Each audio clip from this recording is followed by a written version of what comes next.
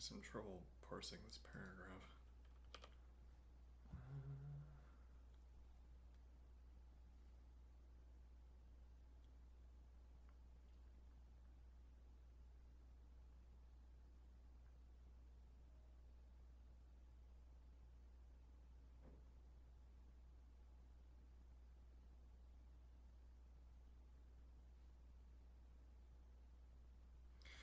Well, so with this for instance, string append can be invoked from a string with accessor notation.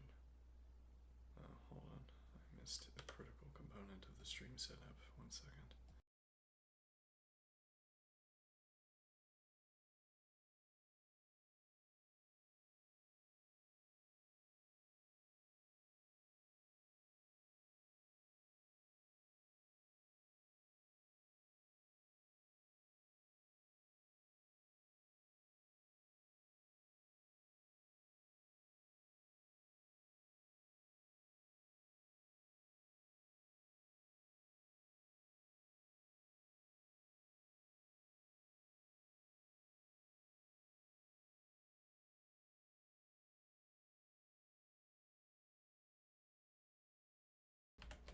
Okay. Let's see.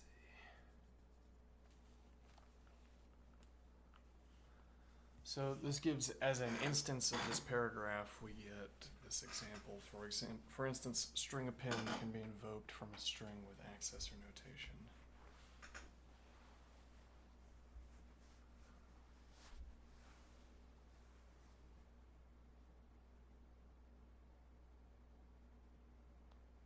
Even this wording is also strange to me. For instance, string append can be invoked from a string with accessor notation, even though string is not a structure with an append field.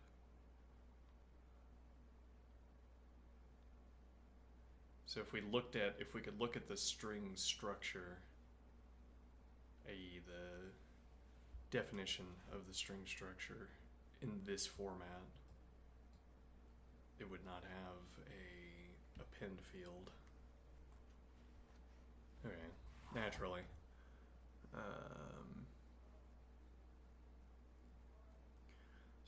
String append can be invoked from a string with accessor notation.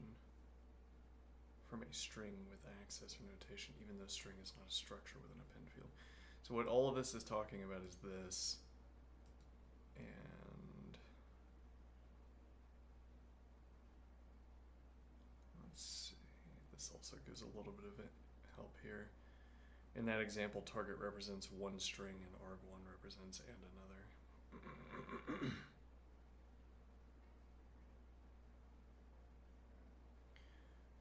Can also be used for functions that take any number of arguments. More generally, accessor notation is the form target.f arg1 arg2.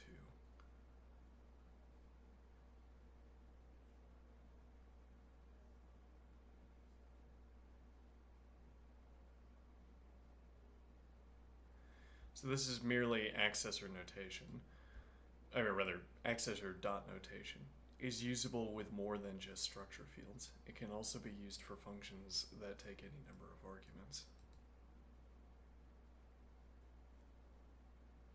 More generally, accessor notation for functions has the form target.f, here append being the function, arg1, arg2. If target has type t, which is this first word, the function named t.f is called, so in this case it'd be string.append.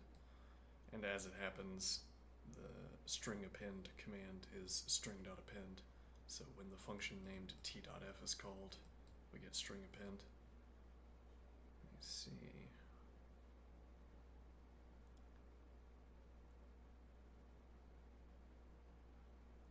Okay. In that example, so one string and another. In that example, target represents one string and arg1 represents and another. The function point.modify both, that is, modify both defined in the point namespace, applies a function to both fields in a point. Point.modify both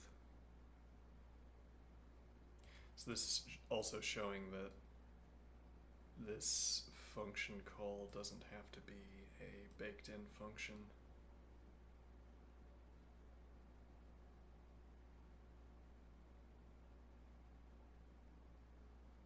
But presumably this does have to be a point. Pulled a bracket instead of this up and running. We also get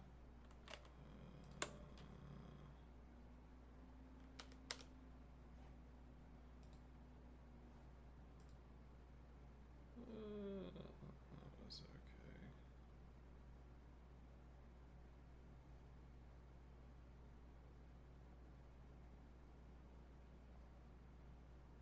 Sure.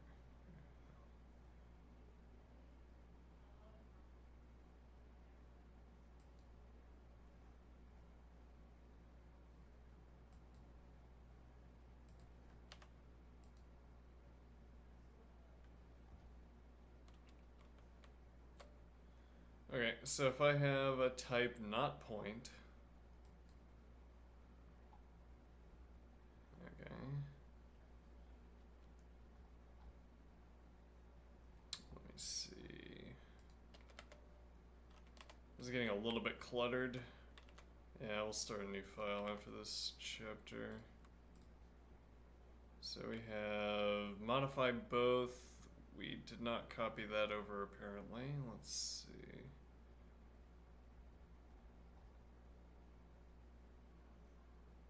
Or it was way up there.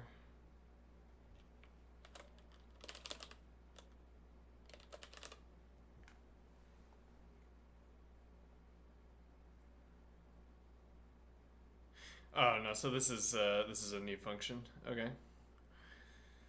The function point.modify both, that is modify both defined in the point namespace, applies a function to both fields at a point. Okay, but what if I do point append? So we have point 1 and point 2 up here. If I do point dot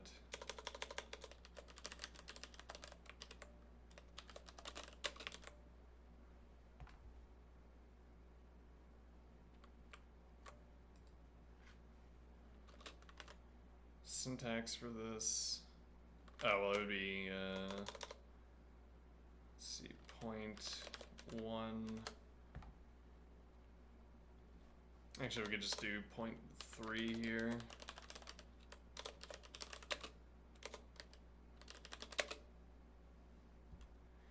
Invalid field append, the environment does not contain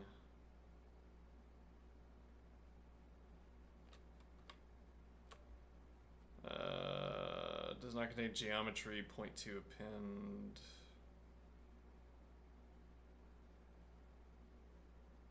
This has type point 2. Okay, so that's roughly what we expected. You can't try to run this dot accessor notation if you have an inappropriate type.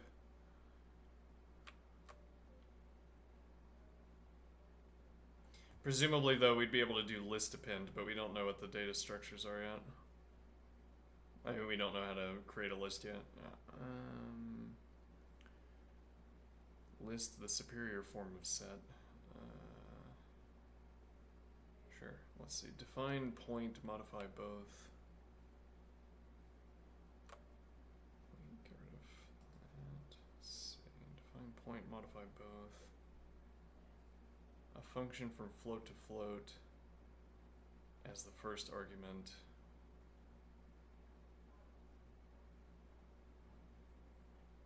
And a point, which outputs a point.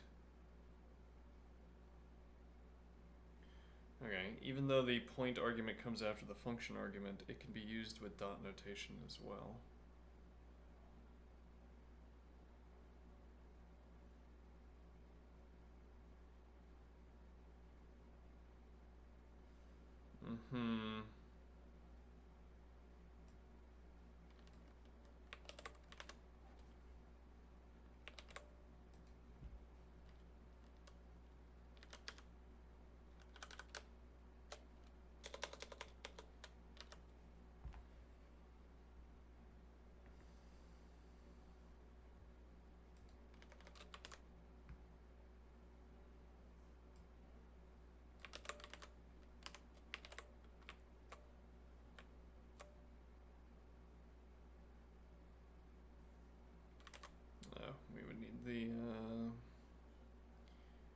definition from up here.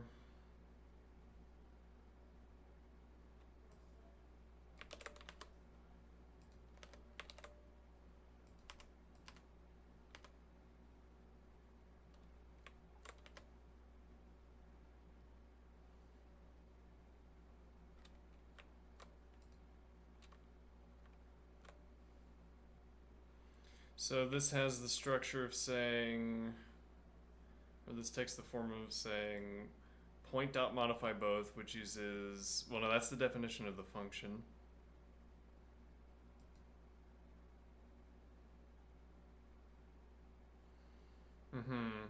So this is a convention for functions where the system happens to partake in this convention as well with regards to e.g. point x.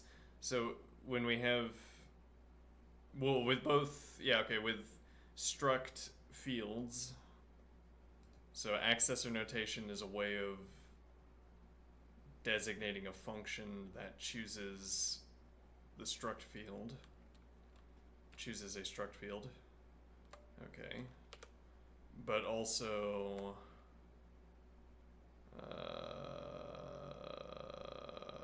me see here.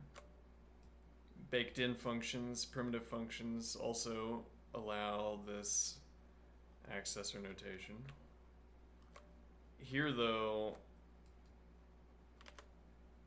this dot is not, it's at least not colored differently.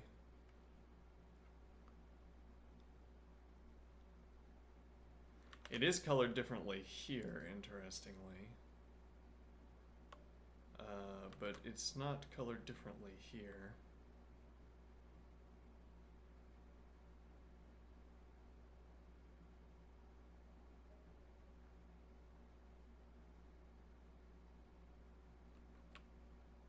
And what do I want to get out of that observation?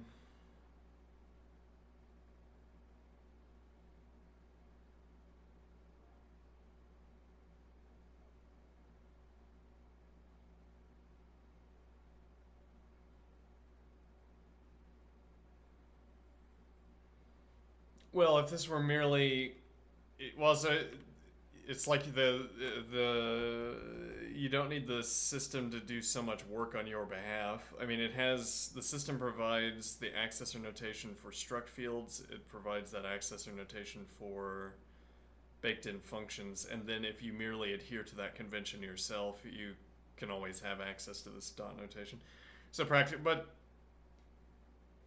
I guess the question is if I instead define modify both instead of point dot modify both would be the follow-up. So if I def modify both, this might bring about an error because we have the same name, but maybe not. F float to float p point is going to be the same, but I'm going to get some hand practice.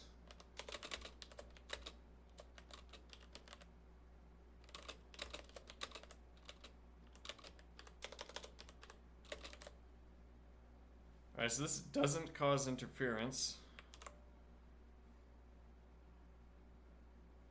Actually, let's test this real quick. If I redefine, does that cause interference? Already been declared, yes. Alright, let's comment this out.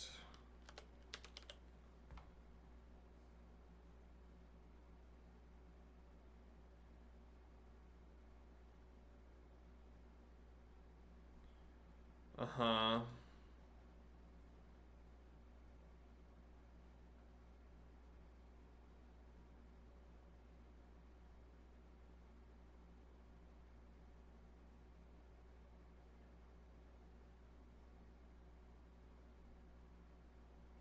So in fact, no, you can't define this modify both function. Yeah, though,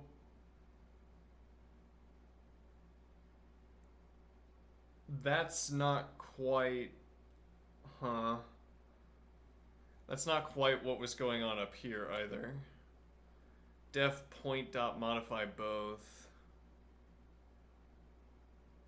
And now in the usage we have 4 and 3 dot modify both. So this is a particular point. A particular Cartesian point here that we've defined, 4 and 3.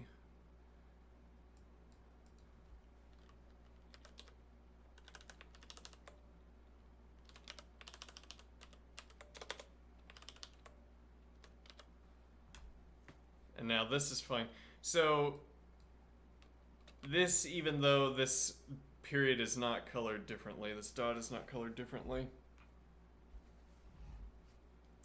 That's a strange syntax coloring decision. Because it makes it seem like the dot is merely part of the name. As opposed to, well, I mean, as opposed to, e.g. this usage where this is clearly serving a syntactical role because it's colored differently from the names that surround it. This isn't merely like a new naming scheme. And even if it was a new naming scheme, it would still be syntactically active. I'm kind of dropping that idea. Alright, so 4 and 3.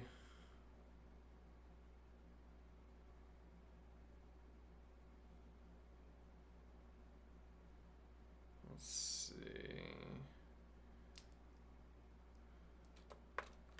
Let's get chat on screen in case chat wants to participate. I'll put you right over here with the evaluator.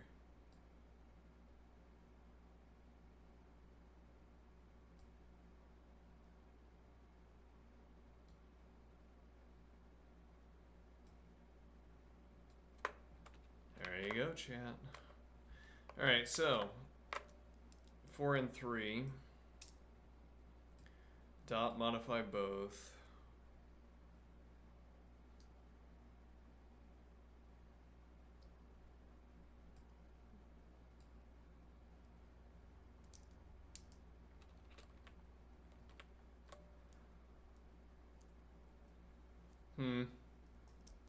Seems like, why would you want... I don't know, I guess I get why you... Any extension of capability, it sort of justifies itself. But okay, why not simply run modify both, or define modify both in the typical way, and then run it in the typical way? Yeah, well, alright, so let's go back. So even though the point argument comes after the function argument, it can be used with dot notation as well.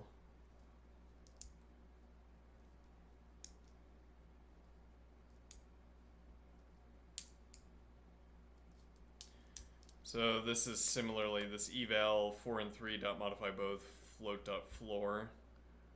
Float dot floor is also using this accessor notation with float as the type. So you either have let me see.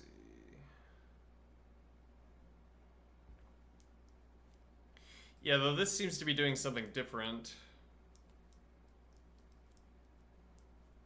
Well, this is a way of designating a function, right? But why is this a function designation?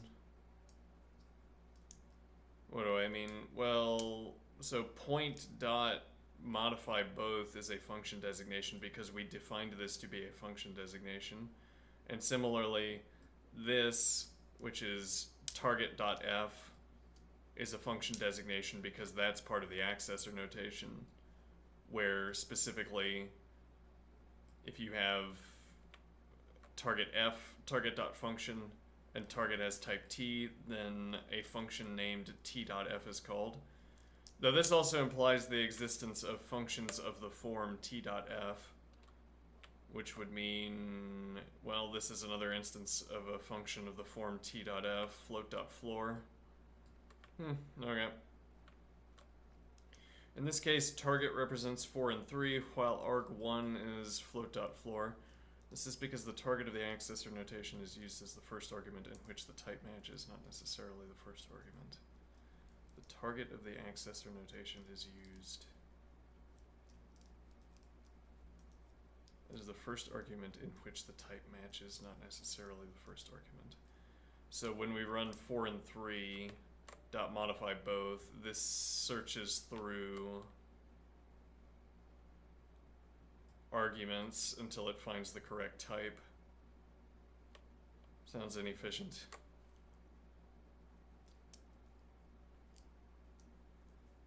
Define a structure called rectangular prism that contains the height, width, and depth of a rectangular prism, each as a float. A non-integer rectangular prism? I don't know about this.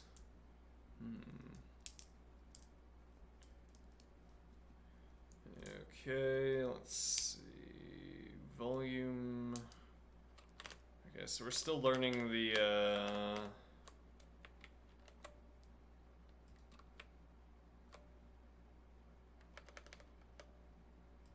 we're still learning definition format.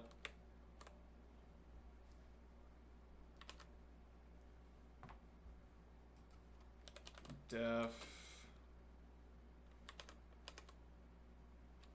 So we want a rectangular prism, so that's our struct. So this will rather be structure. Let's highlight that. Okay, so structure.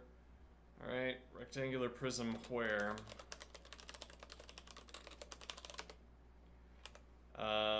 We're gonna have height. Does that require parens? No. All right. Height. Float.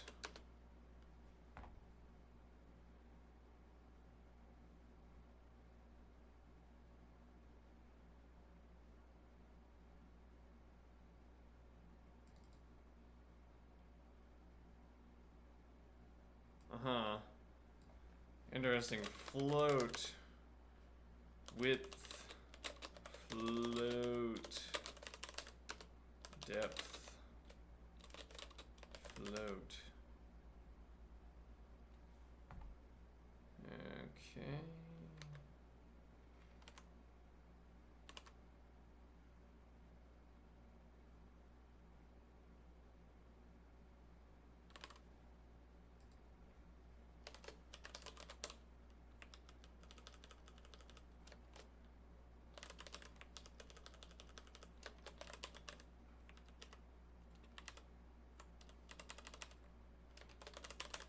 Yeah, we need to get in word, individual word,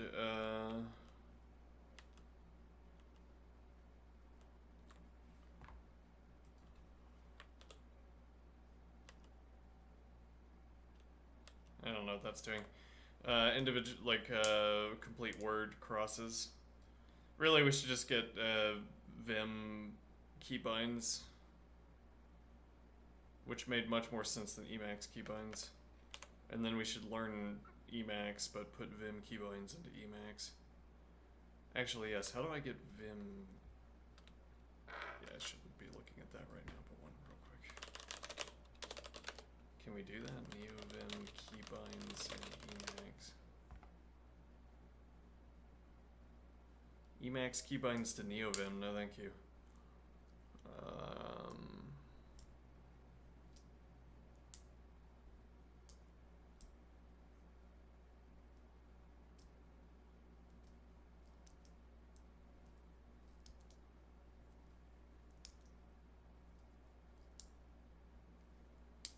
Yeah. Alright, let's keep going. So, we have a rectangular prism. We're not done with the rectangular prism yet, because we need to talk about... Oh, well, no, we don't have to do this. But okay. Okay, and now we have our rectangular prism. I guess this needs to be capitalized.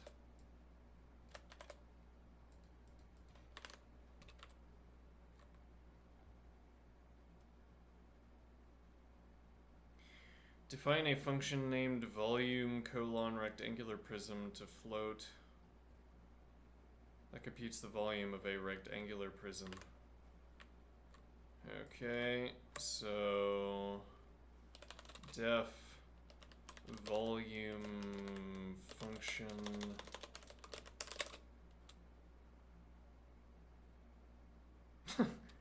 Yes, well, I guess suppose we're safe using exclams in this way, using bangs in this way, because there's no assignment. So we're never going to use these bangs to indicate assignment. Okay, so volume function. Okay, the structure of a definition in this case. So this is. It's going to take a single input. We'll say prism. We'll say input rectangular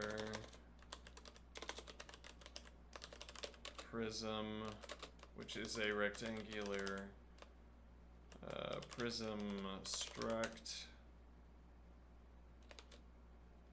Okay, and it will output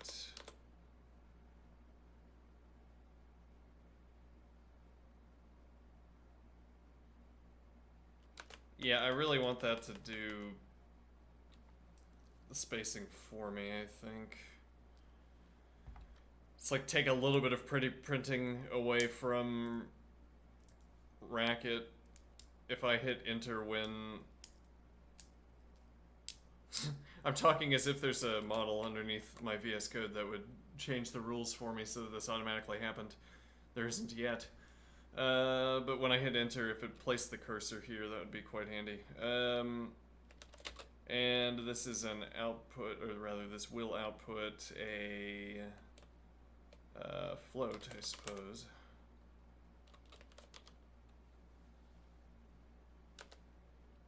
And now I have to hit backspace repeatedly.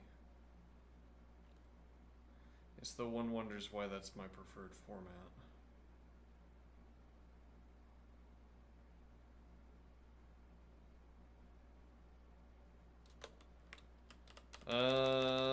Yeah, okay, we can do.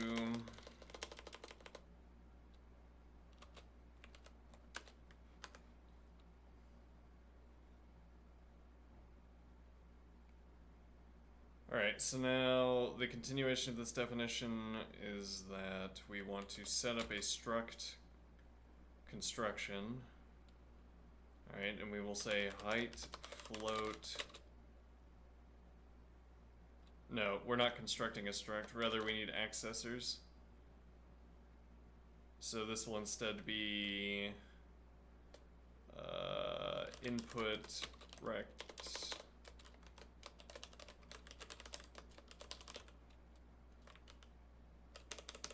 That's no good either.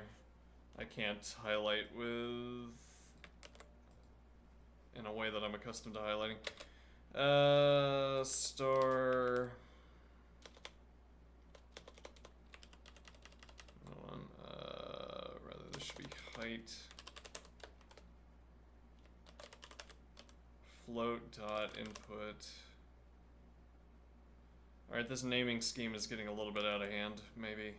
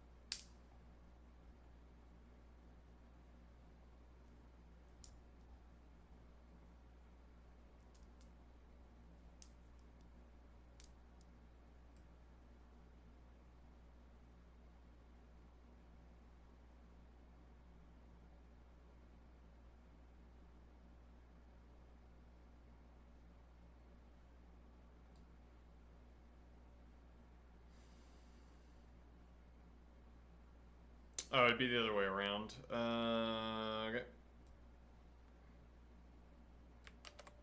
Oops.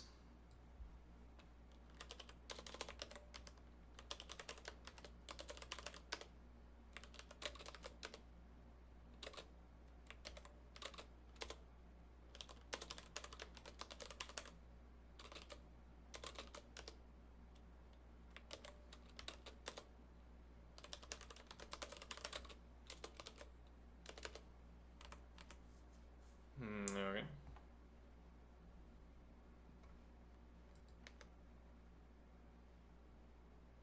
I mean, we could also do it like that, actually, right?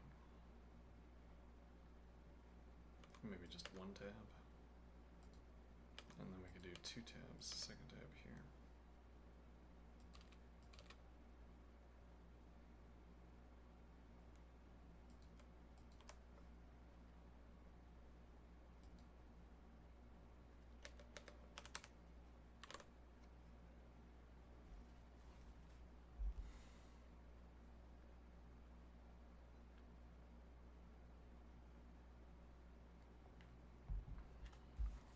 Define a structure named segment that represents a line segment by its endpoints.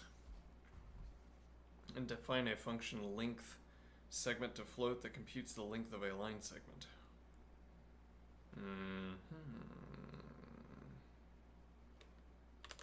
Alright, let's get our definition of point in here.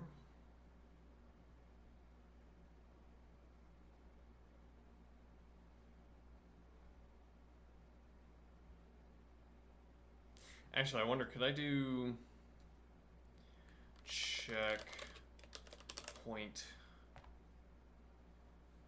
check point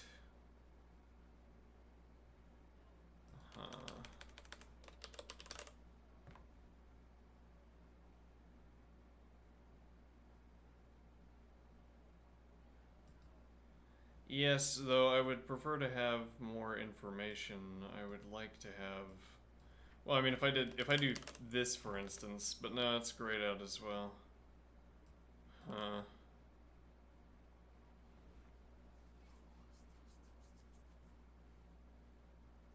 And yet we have. So what is deriving repr supposed to be doing?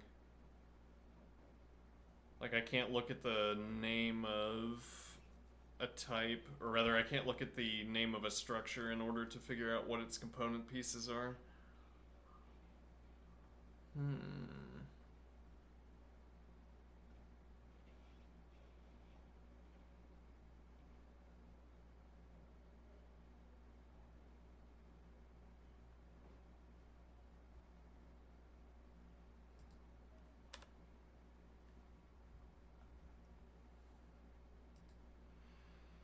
Alright, now, if we're not going to have that, let's see, structure. So this is going to be line segment.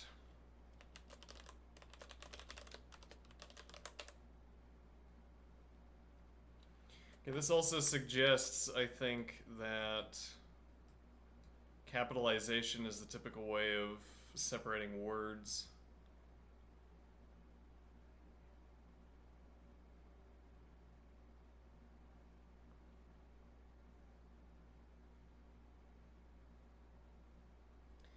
I'm not fond. I guess I have a lingering distrust of capitalization in sentences.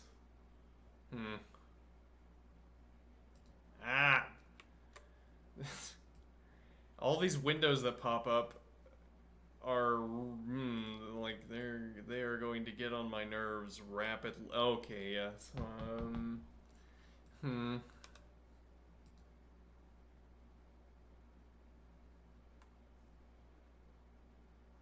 Yes, well, if I never used my mouse, it wouldn't be a problem. Yeah, well.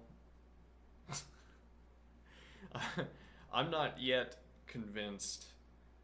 I had my initial period where I thought, yeah, I should actually just cut the cord on my mouse. I should throw it in the dumpster, but now I'm not so sure actually that it's that much faster. I'm not sure. I'm not convinced there's no way of incorporating a mouse into a practice of coding. But okay, if you're going to do this to me whenever I move my mouse, yes, that is horrible. Alright, so structure.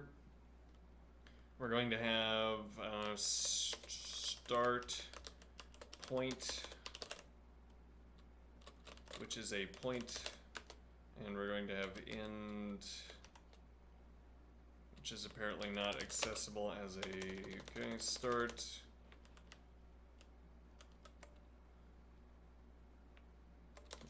A point, B point, which is a point.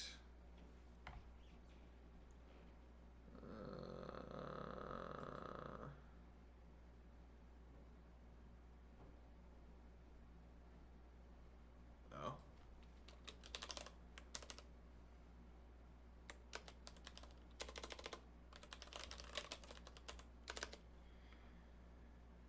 Alright, and now we have our line segment, which takes 2 points. Okay, and now we want to define a function length.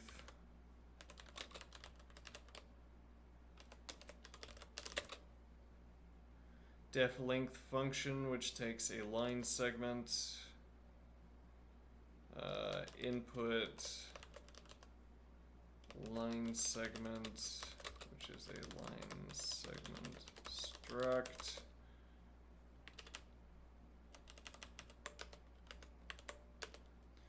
And outputs a float, presumably.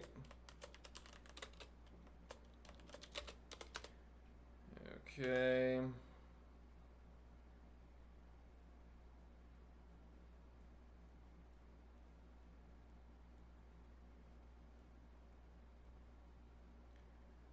Now what? How do you calculate the length of a line segment? So we're gonna have, let's see.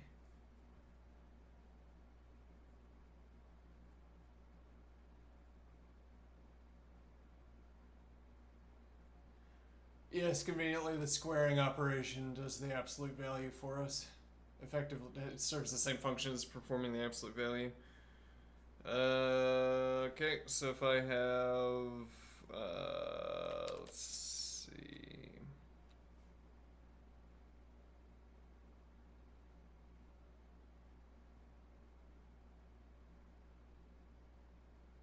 Yes, here is where we would already want access to let definitions,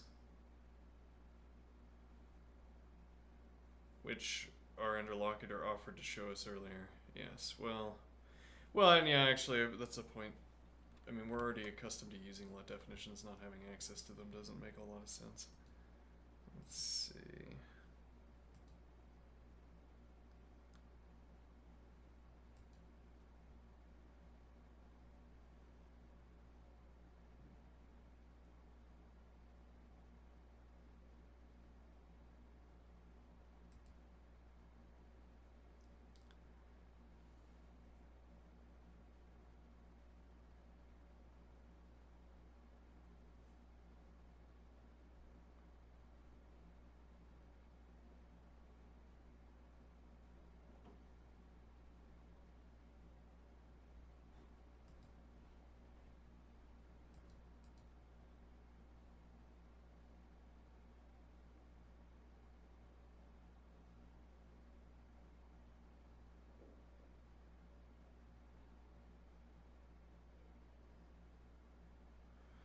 So the question we want to ask here, yeah, it is a little bit awkward to get a like a suggestion every time.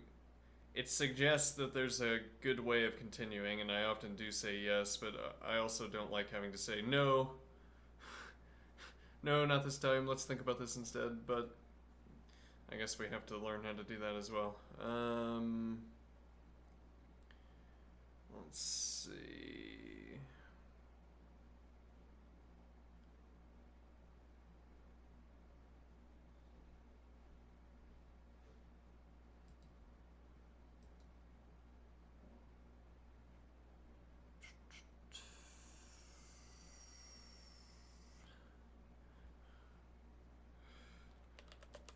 No. Don't take. I don't mean this to be impolite, but I typically want to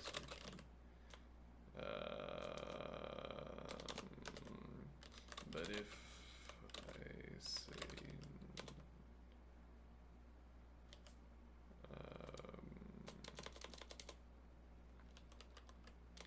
I don't mean this to be impolite. This is a succinct format. This is a succinct response. I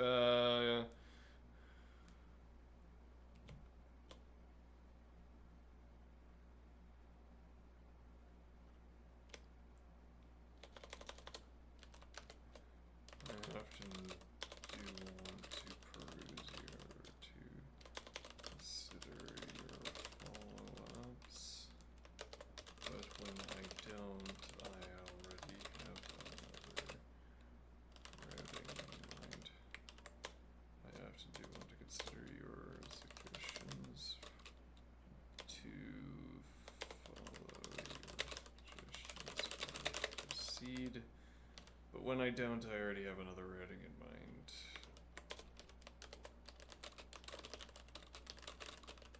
Invent polite. Don't want to invent polite verbiage. Anytime. Decline your suggestion. I have a new idea, a new question instead. Okay, let's see. I have a different request. Instead, could you give me an example of a simple let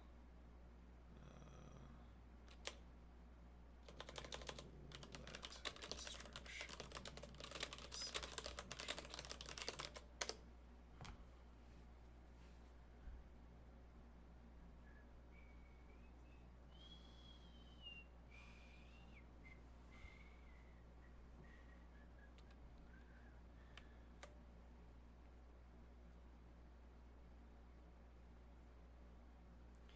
minimal and clean example of a let construction within a function definition. Right, so that's simple syntax, don't have to worry about parents.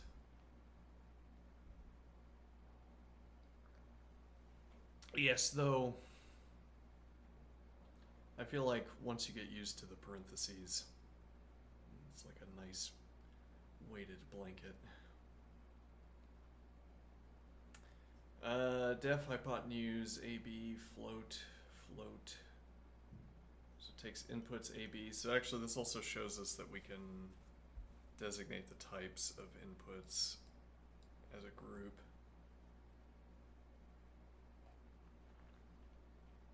Okay. Let A squared equal or be assigned to A star A. Let B squared be assigned to B star B. Okay. It's kind of a funny example that we're using the squared as part of the name. Which actually, if we do this also, well, this leads me to consider that if I have def A5, yes, that works. Whereas you can't have 5A. No, you can, huh? Where did we run into a case where you didn't have access to numbers in this way? I don't remember. Well, okay, so the let definition, we merely have let, and then we have the assignment thing here. Okay. Explanation, let A squared be A star A assigns a local name A squared inside the body of the function. These let bindings are not recursive and are evaluated immediately in sequence.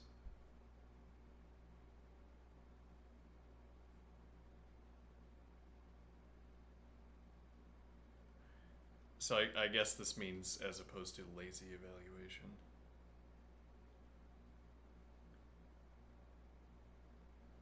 Actually, I don't know how Racket handles that, now that I'm thinking about it. The value returned by the function is the final expression. Okay.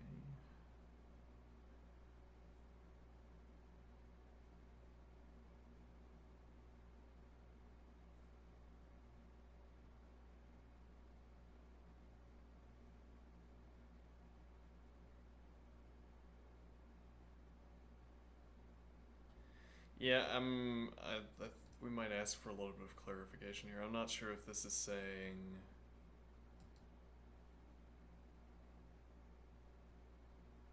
Well, I'm not sure what we would do with that clarification either. Disregard. All right. So you can imagine this as being expanded in line. Let's see.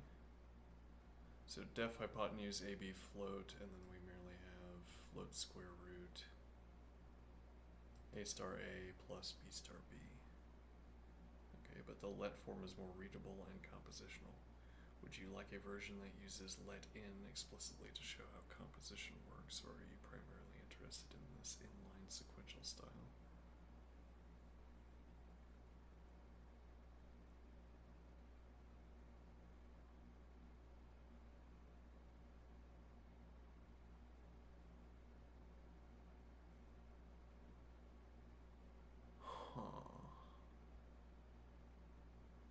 Let in.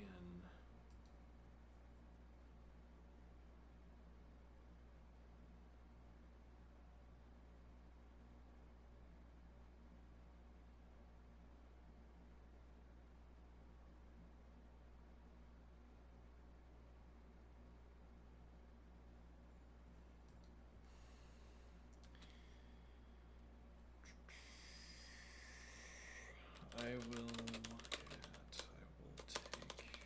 an example.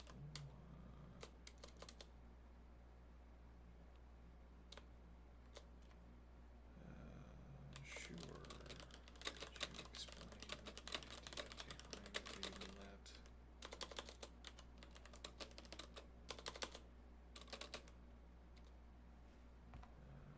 Let's copy and paste.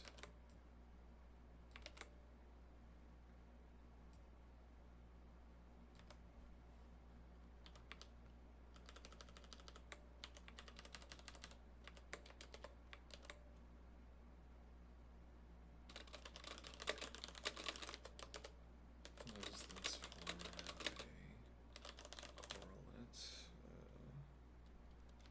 Does this form have a corresponding bracket?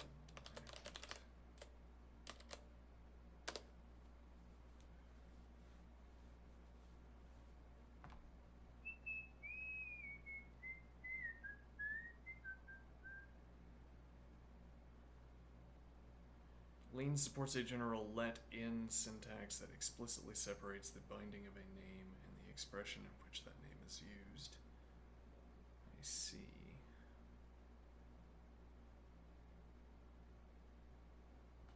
Let y equal this expression specifically in this.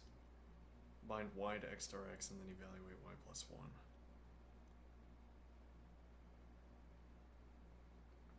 You can chain them like this.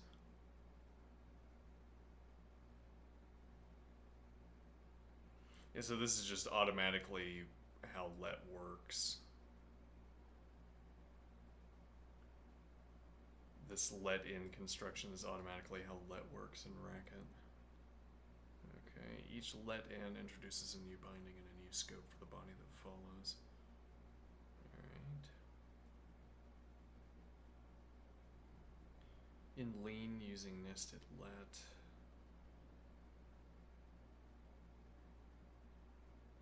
So the big difference is Racket lets you bind multiple names in one let.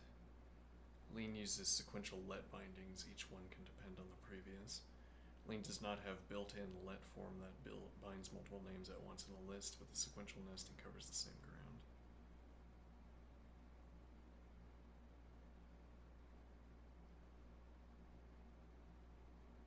Okay, so let without.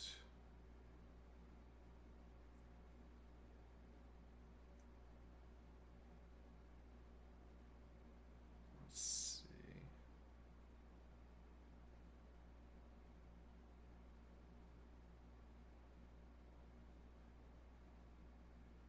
let without in is syntactic sugar within function bodies. It ends in the same final expression. Okay.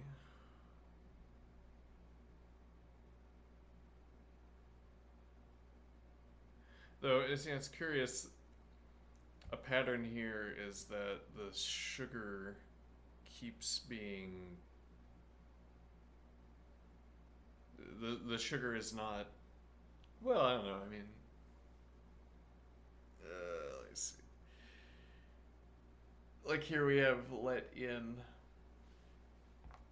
okay, and the sugared form is simply let, which is strange in that it is a shortening. Yeah, though I don't know. I don't know if there's a general correspondence. I don't know if there's a habitual correspondence between syntactic sugar and being longer. Well, I'd say maybe being more descriptive. Well, I think we'll just use the let form probably. I'm not sure why we would need the in. All right, let's see.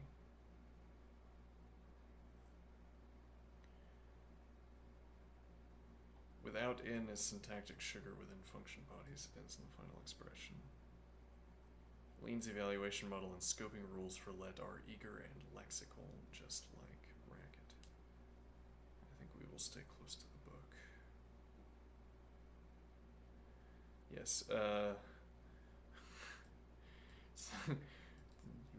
how let interacts with pattern matching, e.g. destructuring tuples. That sounds complicated and far ahead. Yes, let's stick to the book.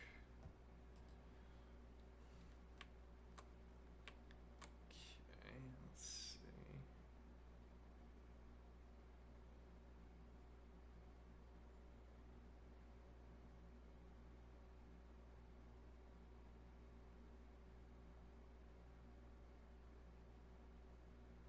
Alright, so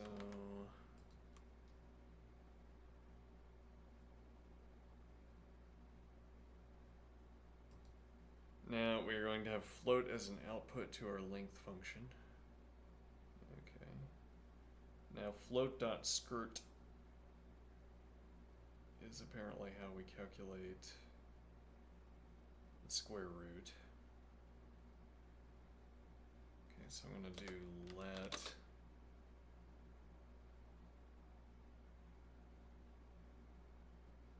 also, let me look at the word recursive.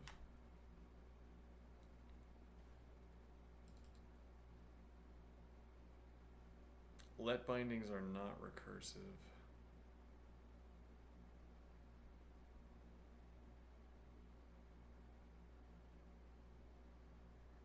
Which I think means that what I can't do here is say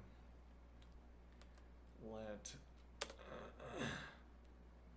one, well, there you go, there's an example. Here I can't do one, I have to say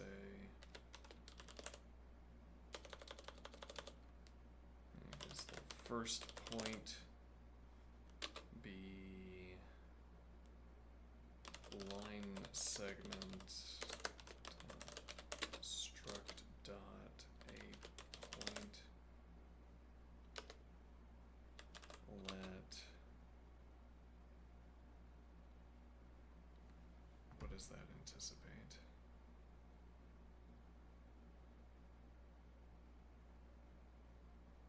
Oh. Okay, let second point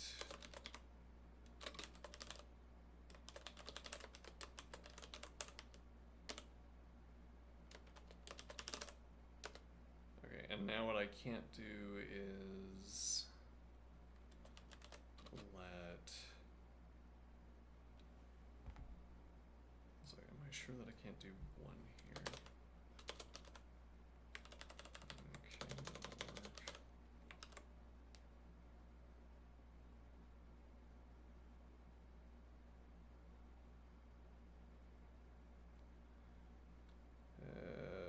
Let's see.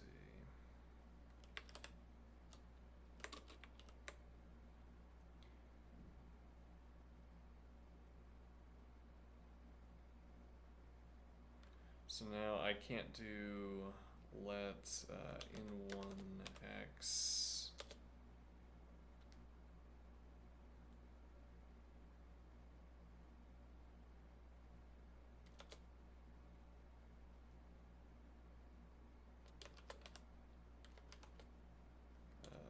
should be a float. Okay, and that's going to be in one point dot, or maybe we can do this. Maybe we've misread the model or our interlocutor, or maybe the interlocutor misspelled. Let's see. In one point dot. Right, what are the names of our? We should have copied it down here, like I said. Let's see.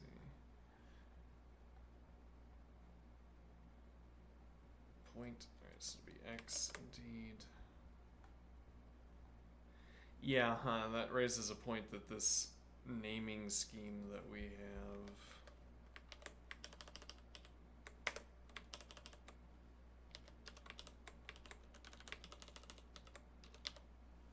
This naming scheme we have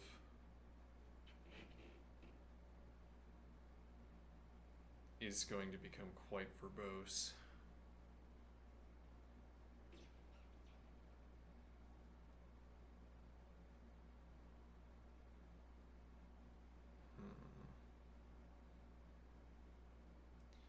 In1x float is equal to in1 point dot x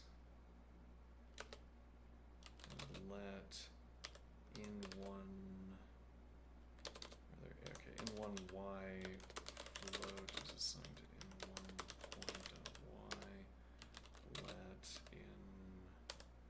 in2x float be in2 point x, and let in2x float be assigned to in2 point dot y.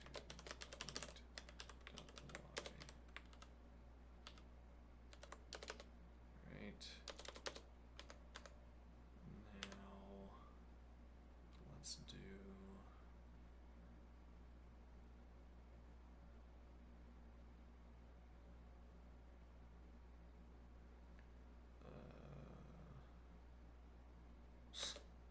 sure, let x sum float be assigned to in1x float plus yeah, I'm not sure if we have to have parentheses or not. And then in2x float let y sum float be assigned to in1y float plus in2y float.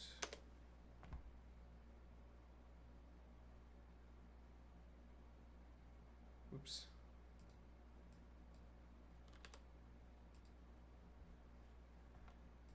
All right.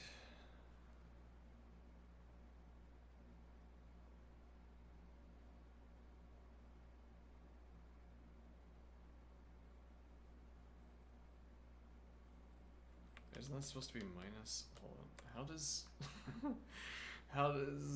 how does the length formula, distance formula work again?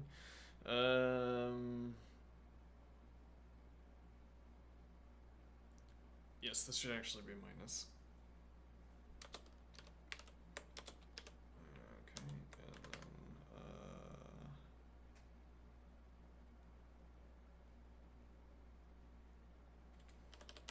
so I guess we should rename this difference.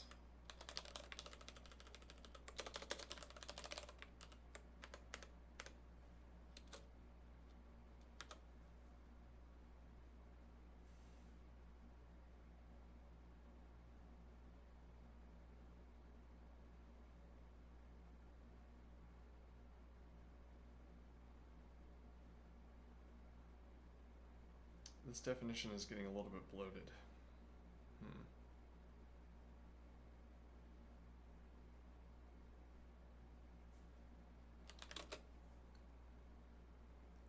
Yes, well, not for nothing, we could put all the x's in a row instead of ordering it by...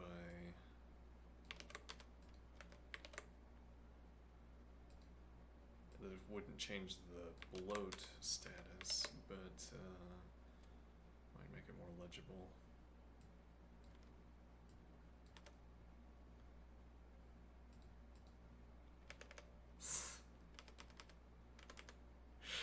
Little pop-up windows that come up under the mouse and change my arrowing rules, change my navigation rules. Annoying. Okay,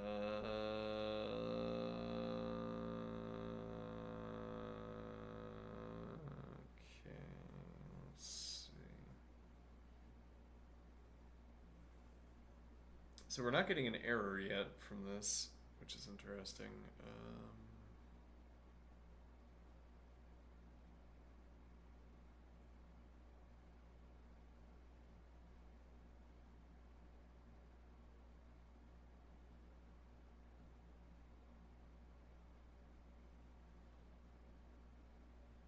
So now let... Well, so we don't know what the square function is. No, but we can do the x squared float is assigned to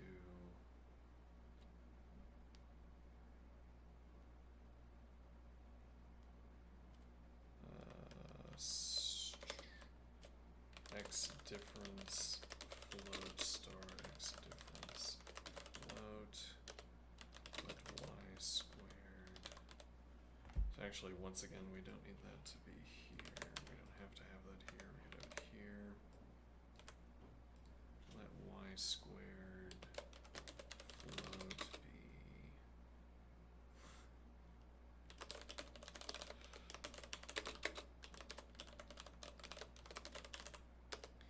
okay. And now I would like my answer, please, which will be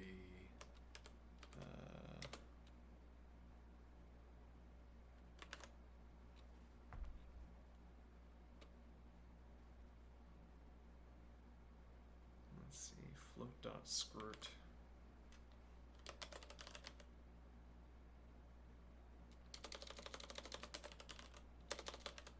Flossed. Float dot square root x squared float plus y squared float. There's your function. Okay.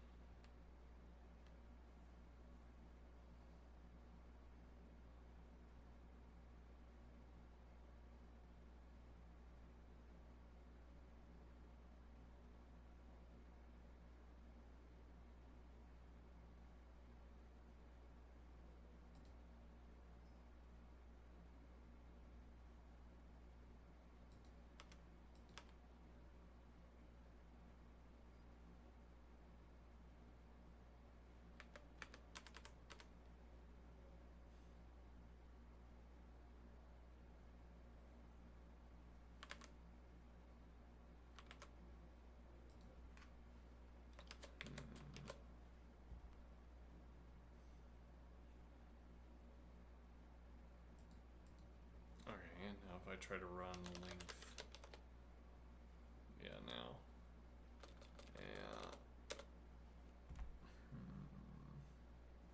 times it,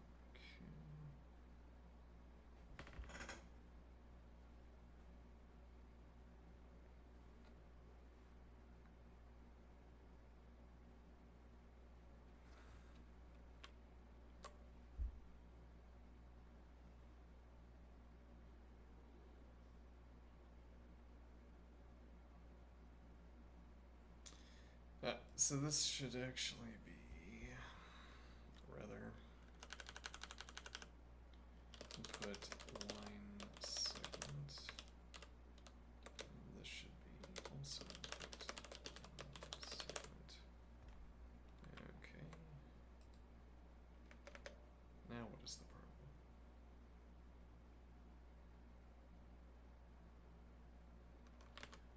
don't have any syntax for.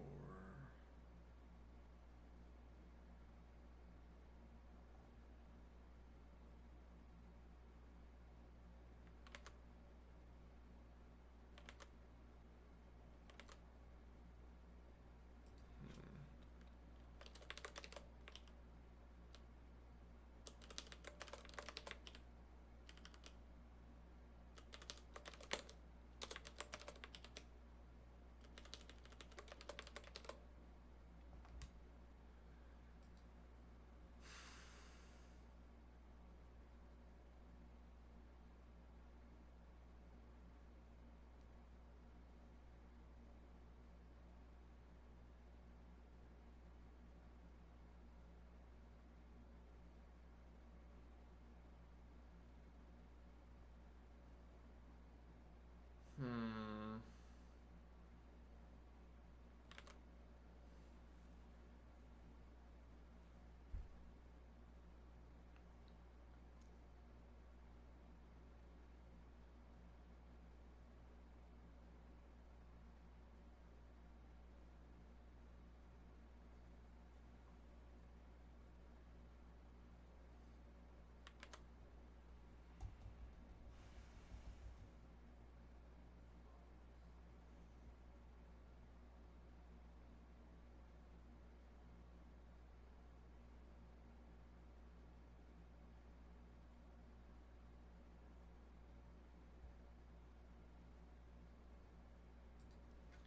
Let's do this in a more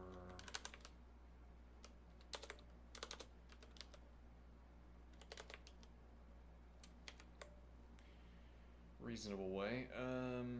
If I do def length function input line segment struct, which will output a float.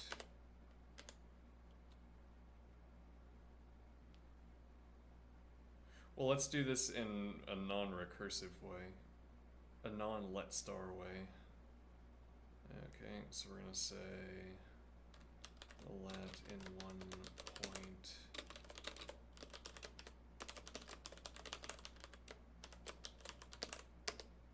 and let in 2 point input line segment point. Right, and now I say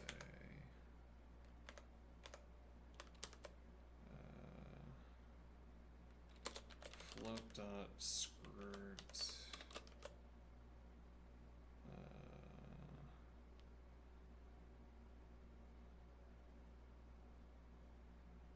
is float dot square.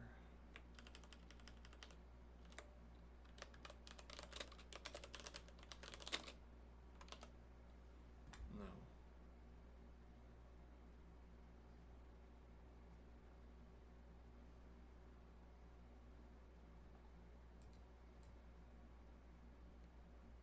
What about square? No.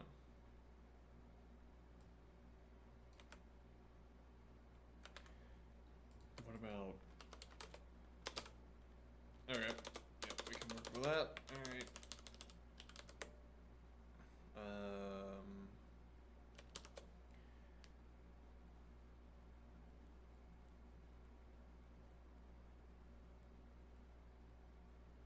So this is going to be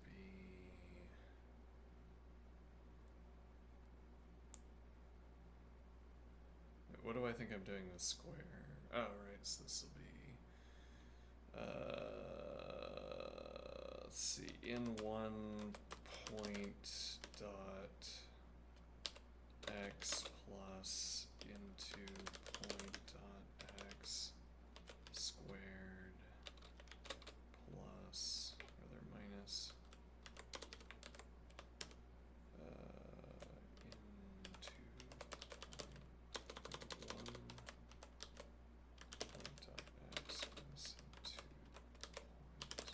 point dot y squared.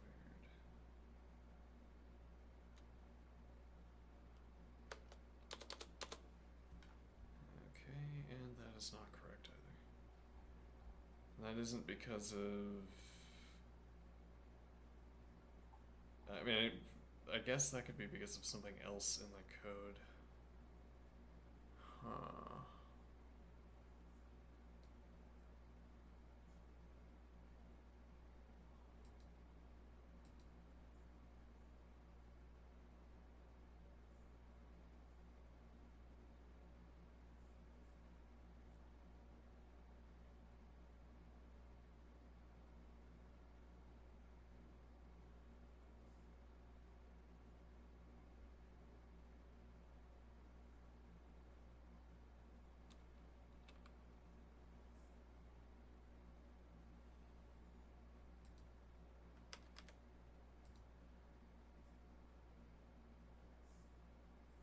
Somehow that gets rid of the error.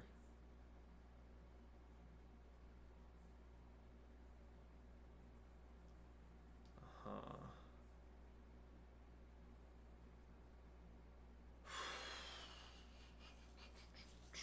Okay, so if I have def a point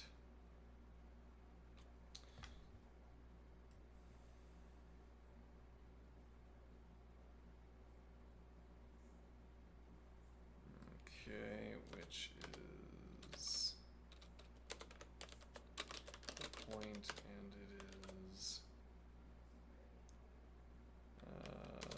x is assigned to 0, y is assigned to 0, and def b point x is assigned to 1, y is assigned to 1. Now I say def a segment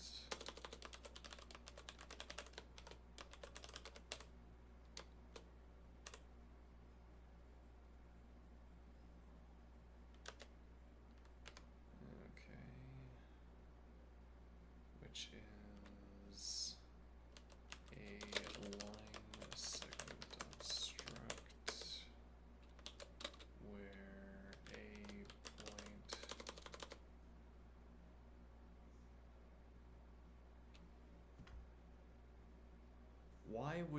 why would you want this window blocking all of your vision of the surrounding code? Why would you want this popping up all the time and blocking your vision of the code you're working on?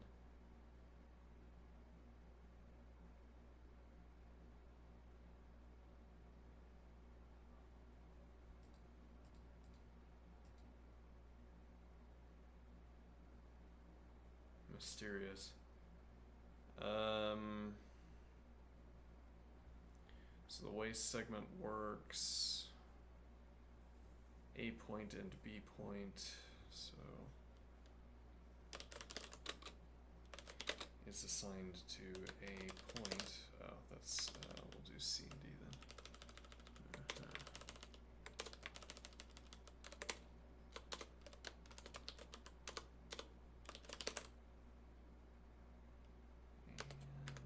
And B point is assigned to D point.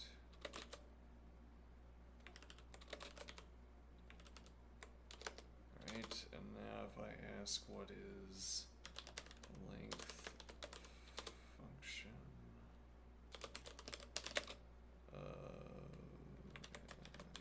length function a line segment struct. That is from D to root 2, which is what we anticipated. Alright, now, but what if we instead do this? Okay.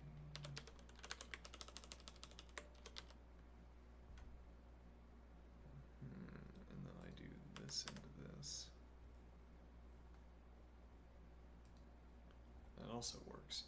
So when our interlocutor says that our let definitions are not recursive, that does not mean you can't reference earlier let definitions. If this is how you want to code,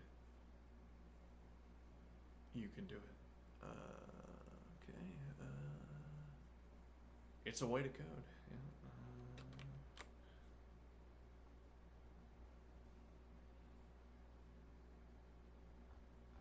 Okay.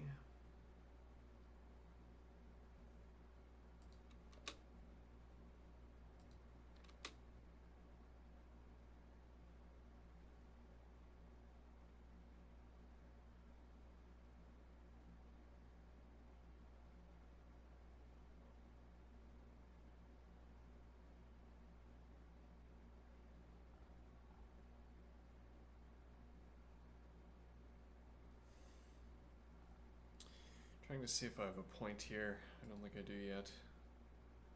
Alright. I will be right back. See you soon.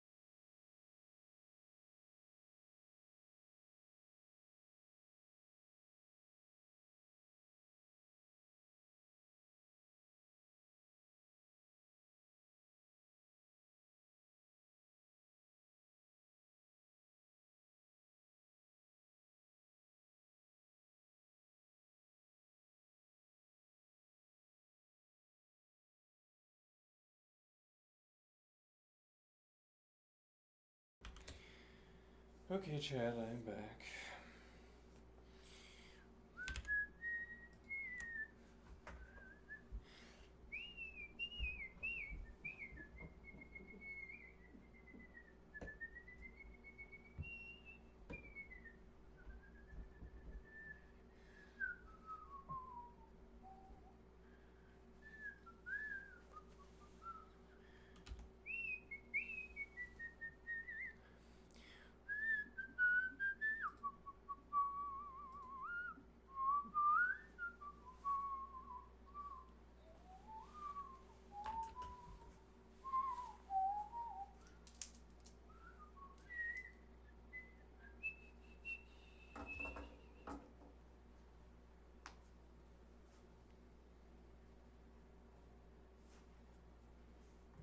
Yep.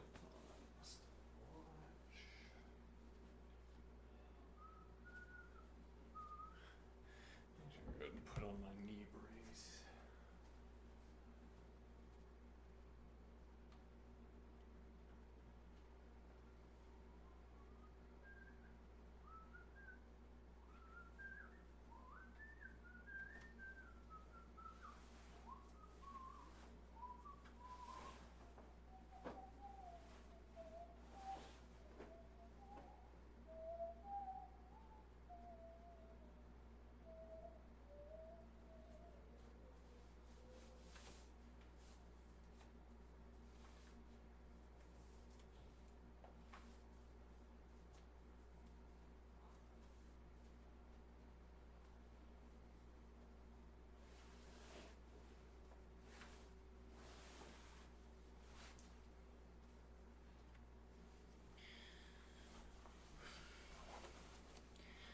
It's okay, Chad, I have over underpants on.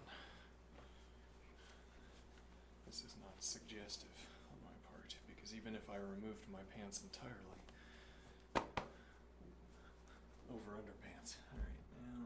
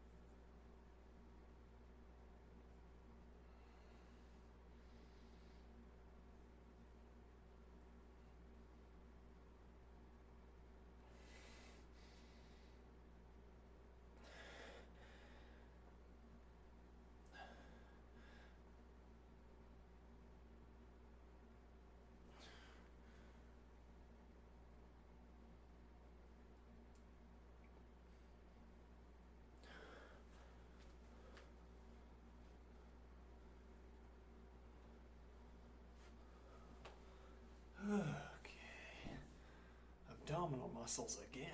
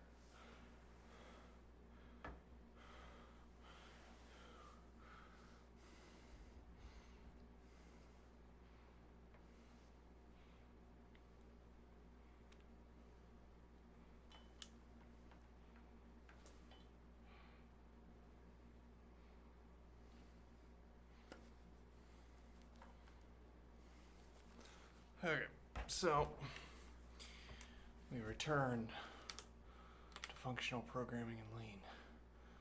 Okay, sure.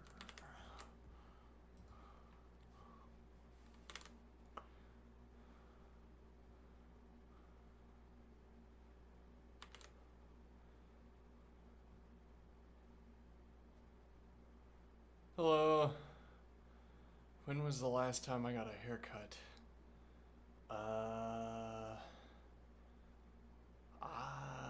That'd be like, I don't know, like 10 years ago, roughly.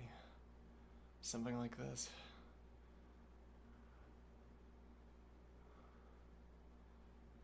Well, that's not true. Hold on. I buzzed my head more recently than that, but yeah, it's been on the order of 6 to 8 years. Something like that.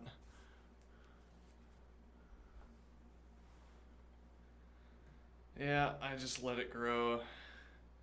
If it starts to bother me, I just buzz it off.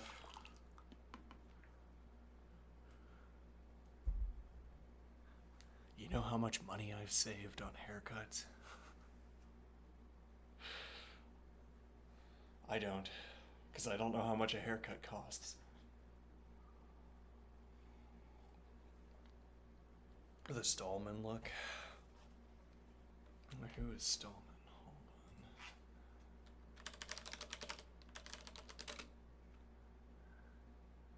Richard Stallman? Maybe I do. You give yourself a haircut? Ah, yes, look at this man.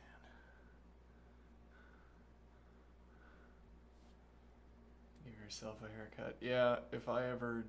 I'm not gonna go back to a hair cutter. I'm gonna buzz it if I feel the need, I think. Look at that.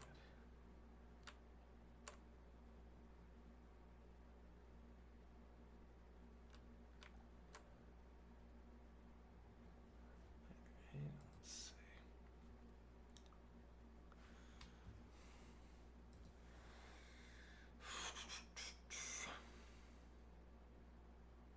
If you want a specific style, a barber is good. Yes. If you are willing to pay for a specific style, a barber is good.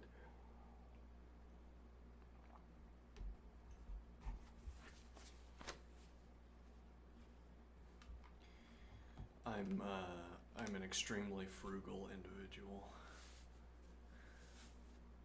Not fond of paying for anything.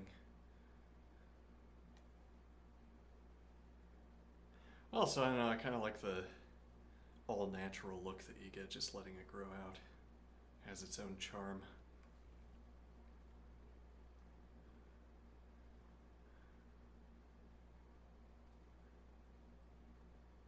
I'm not... No. Doesn't have its own charm. Alright, well, I look like a hobo. Maybe so. I think the beard might do more to contribute to the hobo look than the hair.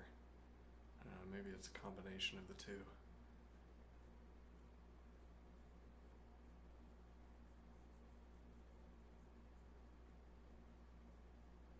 I mean, I've been thinking about trimming the beard back into a mustache. I might do that. Give myself a Guy Fawkes mustache. Anyway, don't. I should prefer to look like a hobo. Please. Alright.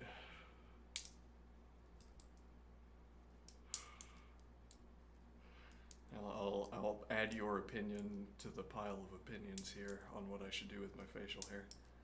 The Guy Fawkes thing is over. Specifically, the Guy Fawkes mustache is no good.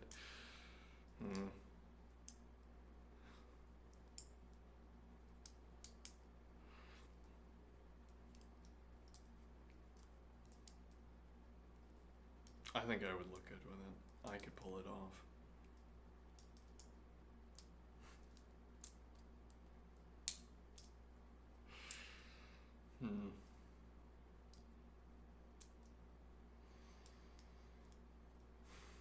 Are you here to learn functional programming with Lean? In Lean? Incidentally.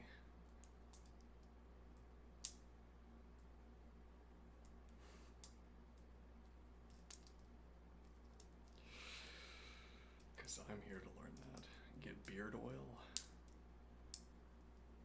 I need to start smushing oil into my hair. I don't know about that. Makes it look so much better.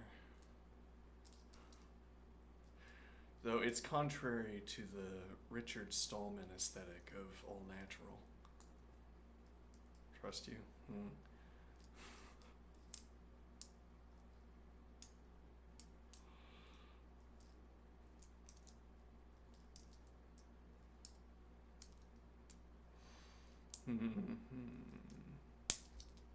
You're a beard expert, I see.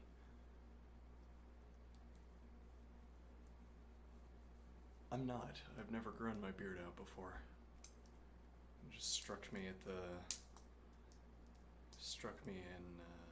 January.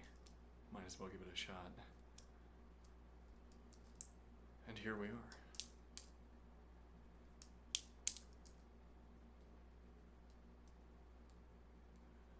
Though, I I don't know. I guess I have a bit of a problem with beards, namely that you can't use face masks effectively with beards, like respirators or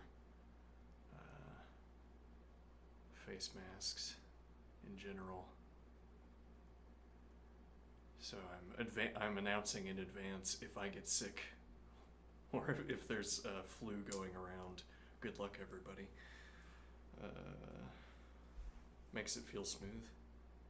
I should wear a beard. It's my birthright.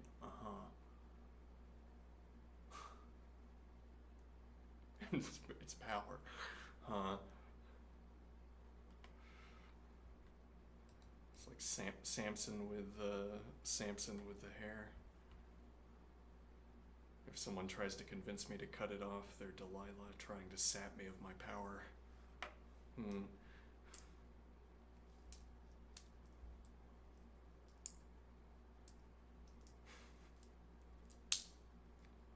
Maybe that's too obscure of a story reference.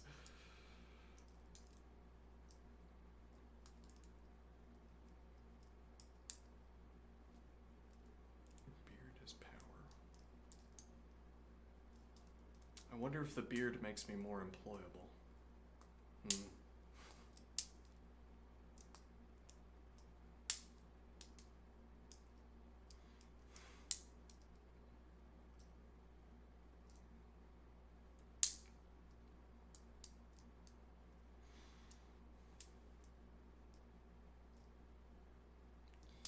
Well, you haven't answered my question. Are you interested in Lean as a functional programming language?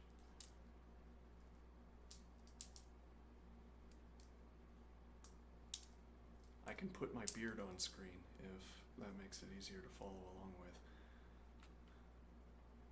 Sure, why not? Alright.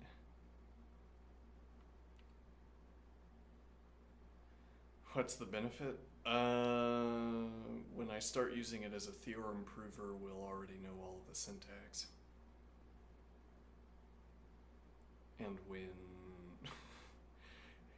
when the only coding job that remains is constructing formal proofs that programs do what they're supposed to do,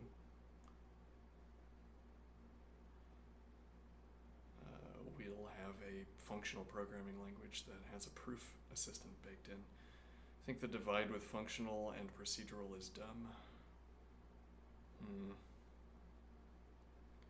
I don't know enough about coding to have an opinion on this question. It seems like a purely functional language has to sacrifice a lot to, like, zero assignment, not even the minimal amount. Well, I guess the point of having a purely functional language is that if you know in all cases that there's no mutation, you get to do things you couldn't do otherwise. You get to set up the language to, I don't know, cut out different kinds of checks that would otherwise reduce the efficiency of the language. Now, but what if we just trusted the programmer not to do bad mutations?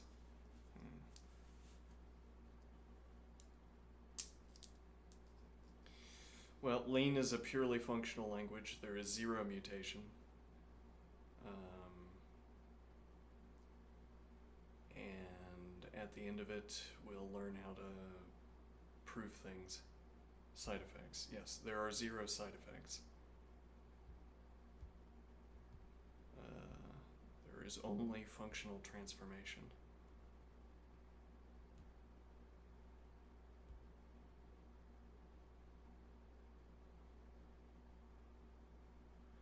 Functional still has side effects, especially on the hardware level.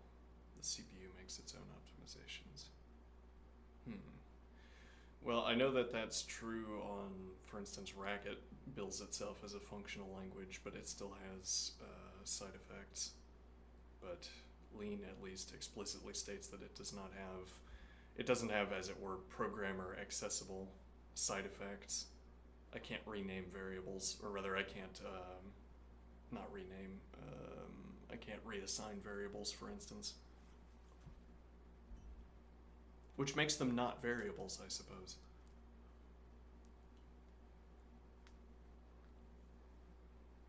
To the extent that they are not variable.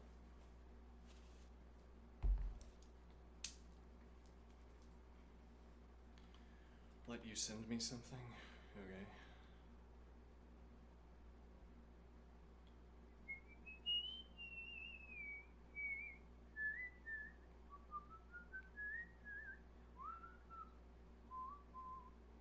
It's how the C compiler would change code. Alright.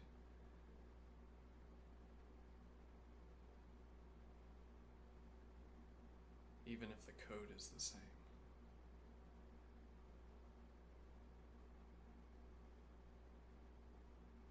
I'll have to see what you mean.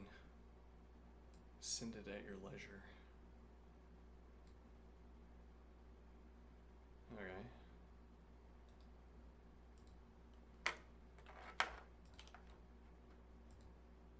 Uh-huh. Well, that's completely in Russian. Cyrillic.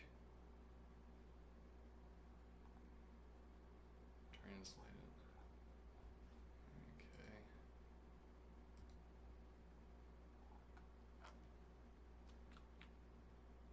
Uh-huh. Yeah, I don't want that phrase at the top of my screen. Okay. Let's see.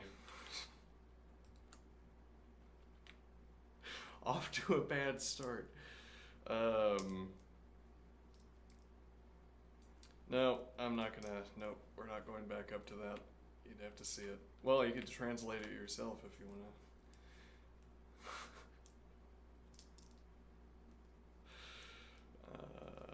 Let's see. This is quite a long discussion, but maybe it's worth it. Side effects. The C language is one of the most influential programming languages in history. It has become an indispensable tool for operating system development, displacing assembly languages from this pedestal. Learning C is a must for any self-respecting programmer. This language is loved for its apparent simplicity and hated for its ruthlessness to errors. Thanks to it, we have the Linux kernel and thousands of vulnerabilities in it to boot. Let's try to understand what this controversial C language is, a blessing or a curse. The history of the C language originates in the depth of the American company Bell Labs and is closely connected with the fate of the Unix operating system. Its creators, Ken Thompson and Dennis Ritchie, developed their project for PDP-11 computers. And for the first 2 years, their main tool was the assembler language. The labor intensity of writing machine code forced them to look for a replacement, which eventually became the C language. With its help, the operating system kernel and most of the utilities were completely rewritten. The C language allowed for the creation of effective low-level programs on the PDP-11 practically without using the assembler language. Over time, the issue of porting Unix to the new hardware platforms arose. Over time, the issue of porting Unix to new hardware platforms arose. Using the C language significantly simplified this task. After all, if only the assembler language had been used in development, then the operating system would have had to be rewritten for each computer architecture. On the other hand, the Unix source code still contained a lot of code created specifically for the PDP-11 computer, and the C language itself did not always accurately reflect the features and details of a particular hardware platform. The latter further complicated the porting process and deprived the language of one of its main advantages, transparent and understandable generation of machine code. The more computer architecture C captured, the less obvious a connection with the low level became. Alright. Another problem was discovered during the migration of Unix to new hardware platforms. Ported C programs executed more slowly than expected. The more the target computer architecture differed from the PDP-11, the less efficient the resulting code was. To compensate for this shortcoming, compiler developers increasingly began to use implicit optimizations. And although this solution improved the performance of the programs themselves, C moved further and further away from the low level. Now, it was necessary not only to understand how exactly the language constructs were defined for each of the computer architectures, but also how they were optimized. Of course, each compiler independently decided how exactly to translate the source code for each hardware platform. As a result, it became almost impossible to write a low-level program in C that was independent of the compiler used. It was necessary to understand how to effectively implement the high-level constructs of the C language while preserving its low-level properties. An attempt to solve this problem was the publication of the first language standard in 1989. It is commonly called ANSI-C, or C89, and it is to this standard that we will refer in what follows. The creators of the standard decided to finally break the connection between C and the PDP-11 architecture and make the language completely high-level. The so-called abstract machine was introduced, an imaginary executor of the C code. See section 2.1.2.3, program execution. The semantic descriptions in this standard describe the behavior of an abstract machine in which optimization issues do not matter, where these optimization issues were specifically optimization for specific architectures. Okay. This means that compiler optimizations will not affect the program's operation as long as its source code complies with the standard. Compiler optimizations will not affect the program's operation as long as its code complies with the standard. So compiler optimizations that happen behind the scenes at the compiler level, will not affect the program's operation. The abstract machine was supposed to solve two problems simultaneously. First, following the standard made it possible to create easily portable C programs. Second, the abstract machine could give compilers freedom for optimizations.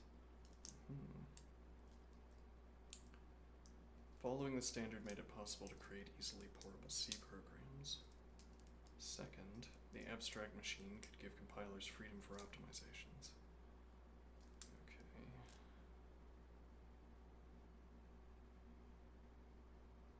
Well, because you know that any optimization you perform is not going to introduce a change in the behavior of the program.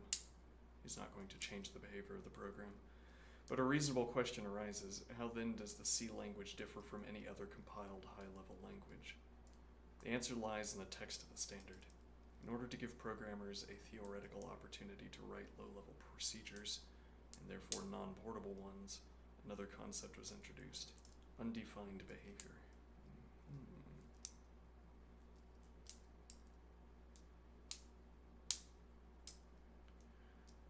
A theoretical opportunity to write low-level procedures and therefore non-portable ones. So the idea would be that you could specify your low-level code to the machine on which you anticipate the code will be running, which would introduce undefined behavior for other architectures. I like it. Let's do that all the time. And actually, let's make it perfectly specific to the architecture. Undefined behavior is the this is x86C. Undefined behavior is the behavior that occurs when using a non-portable or erroneous program construct erroneous data or objects with undefined values for which the standard imposes no requirements. Possible undefined behavior ranges from ignoring the situation completely with unpredictable results, behaving during compilation or execution of the Possible undefined behavior ranges from ignoring the situation completely with unpredictable results, behaving during compilation or execution of the program in a documented manner characteristic of the environment, with or without issuing a diagnostic message, to terminating compilation or execution with issuing a diagnostic message. Also, let's look at how far. Oh yeah, this is like a multiple hour long read.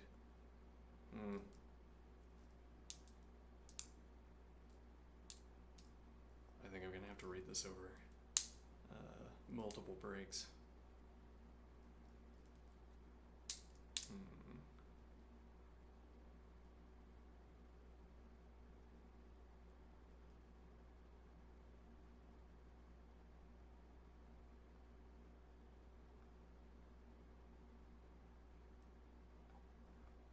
Nor are there section breaks to indicate that one section in particular is about.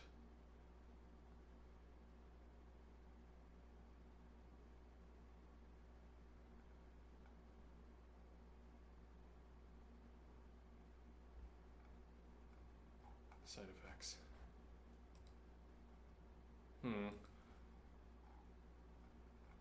Alright, I will look at this over the course of the next month, in the time that I have available.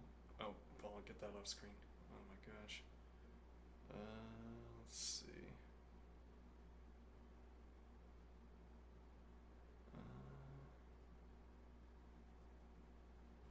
In the meantime, also, I'm wondering if my lack of understanding of C is going to become a problem at some point in reading this article. I don't know C.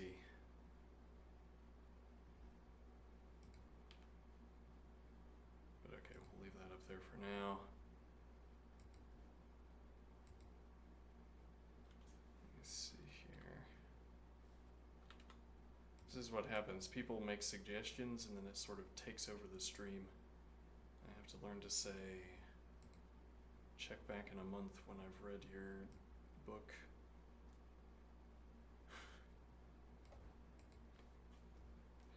Hold on. Let me see here.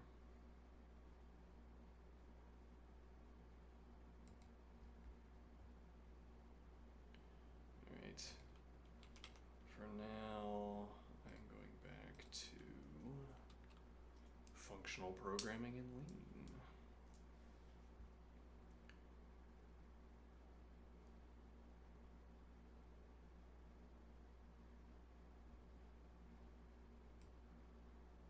Which names are introduced by the declaration of rectangular prism?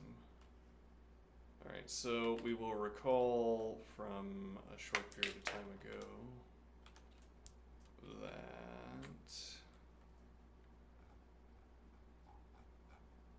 Let's look at our definition of rectangular prism.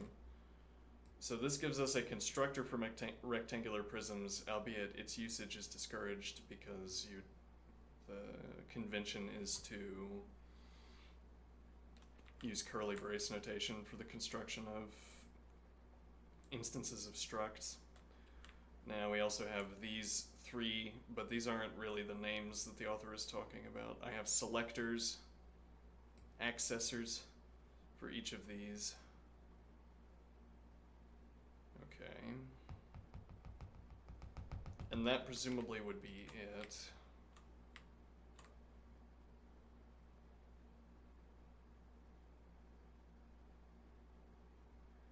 Our accessors for each of the struct positions and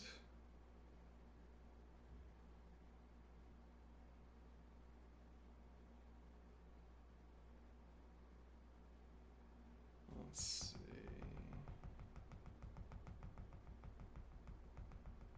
The constructor for the entire struct. Alright, fine. Now, which names are introduced by the following declarations of hamster and book? What are their types? Okay, so we've got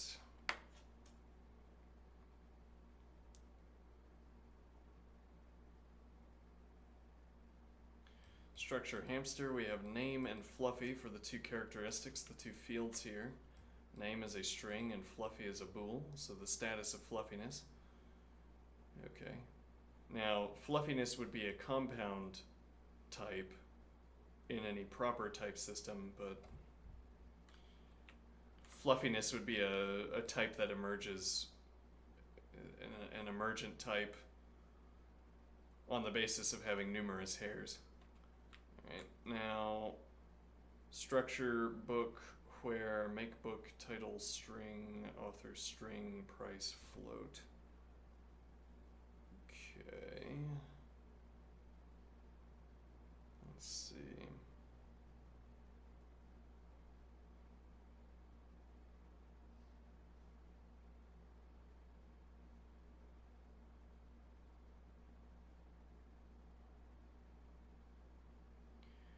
So this is asking which names are introduced by these declarations. What are their types? I'm not sure what this question is asking.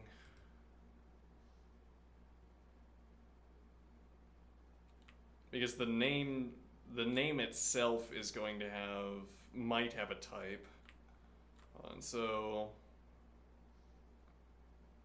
We could ask this to our interlocutor here. Let's see. Would you like to see how let interacts with pattern matching? Let's stick to the book.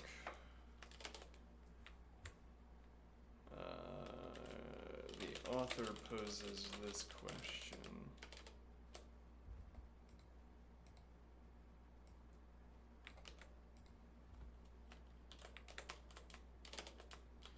With these struct, with these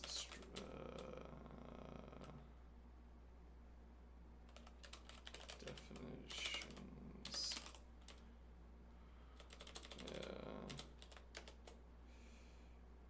Let's see. Answering for one of these structs answers for both. So here is one of the structs.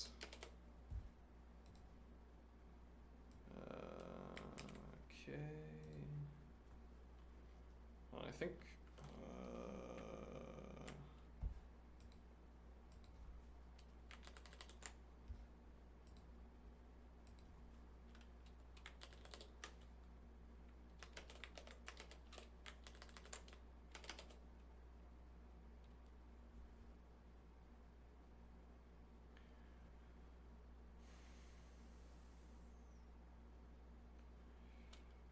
My question here, do these names themselves have types, or do you suppose the author is asking, the author anticipates, let's see, do these names themselves have types, or do you suppose the author anticipates answer of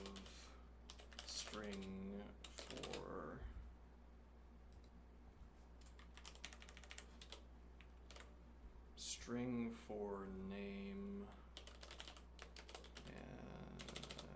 and bool for fluffy.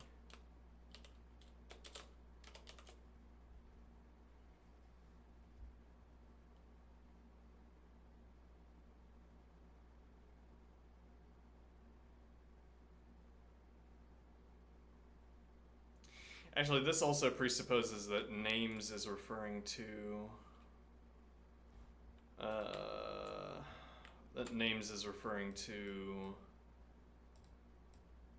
these entries.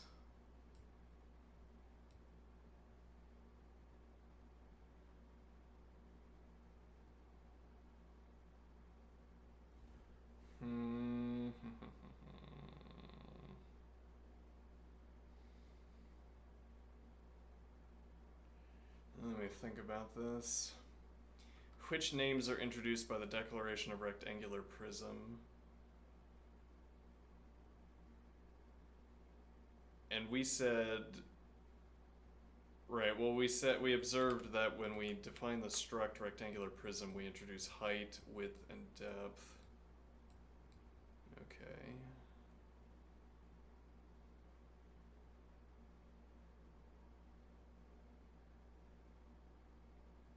And now we observe that for each of these there's a selector, rather an accessor. So, well, what are we calling names here?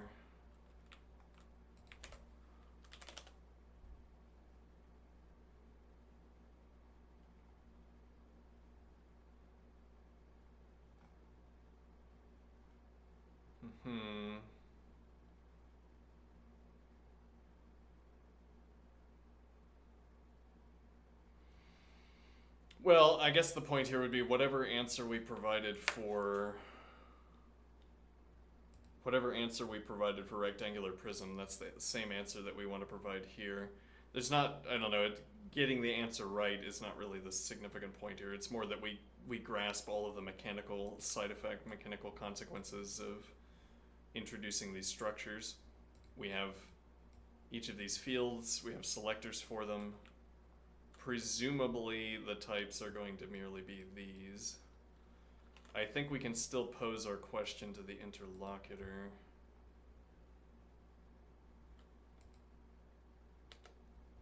Let's see what we, let's see if we go back.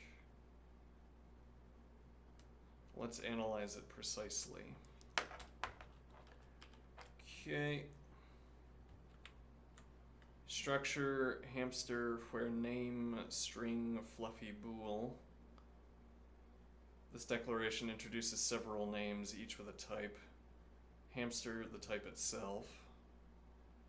Okay, the type of their struct. And now that is a type. Now we have hamster.mk, which is the constructor function, alright, as we noted. And now here we have a projection function. Yeah, again, that I feel like that phrase comes from let me see, or is in Halmash Naive Set Theory PDF.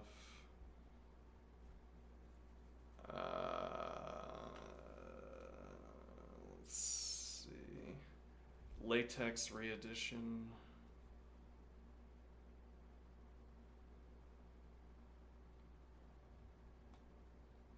Yeah, this is the copy I have. This isn't going to be searchable.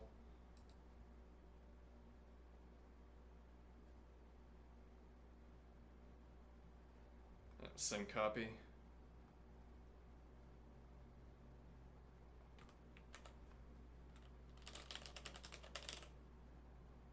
Okay, so I can read that, but now how long is it going to take it to search? Here we go.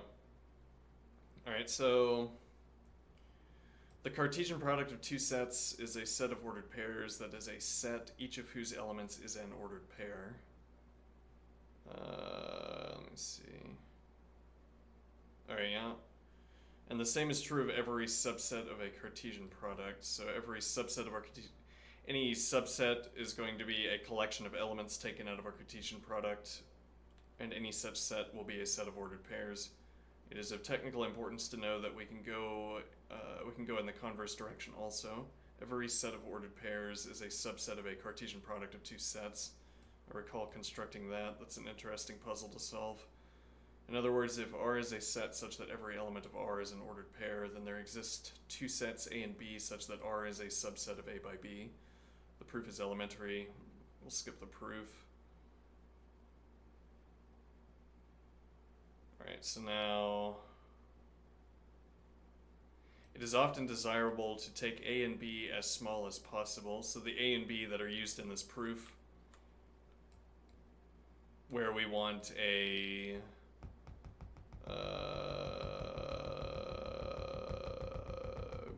range R such that R is a subset of A by B.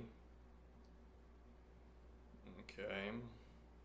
It is often desirable to take A and B as small as possible. To do so, just apply the axiom of specification to produce the sets A equals the set containing as elements A, such that for some B, the ordered pair AB is an element of R, and B, actually R might mean relation, and not yeah, probably means relation.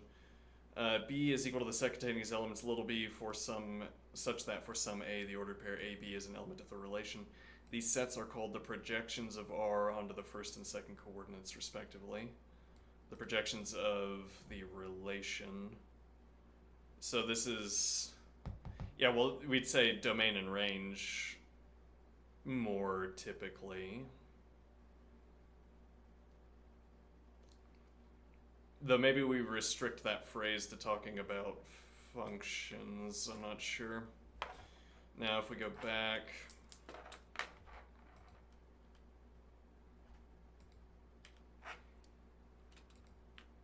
a projection function that extracts the name field, and why this would mean, why this word would be being used in the same sense.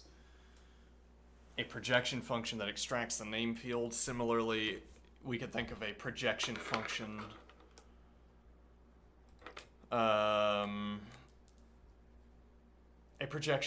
that takes a Cartesian product and extracts all of the A coordinates or all of the B coordinates. Like this is the set containing all of the B coordinates of these ordered pairs. This is a set containing all of the A values from these ordered pairs. Okay, and similarly, this is this extracts the name field. Okay, maybe that's why this word in particular is being used. Let's see. So now we have hamster.fluffy, which is another projection function. Okay, makes sense to me. Let's see, do these names themselves have types, or does the author expect answers like string for name and bool for fluffy? Alright, so you're right to think carefully here. Technically, the fields name and fluffy are defined as projections from the structure hamster. Okay, so name is not a bare variable of type string, but a function. Okay.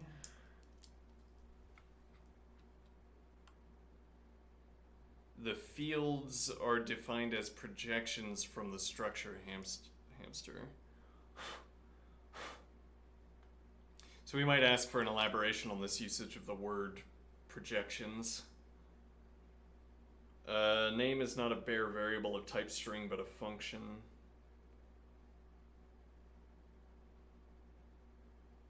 Okay. Namely, it takes in a hamster and produces a string. Alright. Now, similarly, hamster.fluffy, hamster.bool is another function that takes in a hamster and produces a bool. Alright, but the author is likely inviting the student to notice both that the fields have types like string and bool at the declaration site, and that these become functions when extracted from the structure. So if the question is, what names are introduced and what are their types, a thorough answer is hamster type, the constructor, and then the accessors, the projection functions. Okay. But if the question is meant to prompt just field type recognition, the intended answer might be name string fluffy bool as a quick approximation.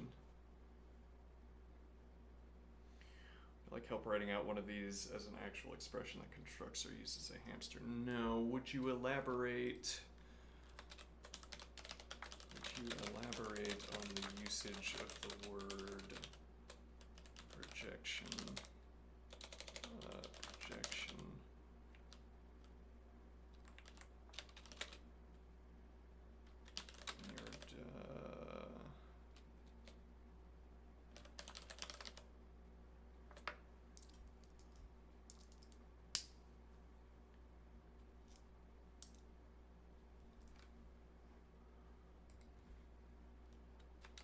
This reminds me, this usage reminds me of projection.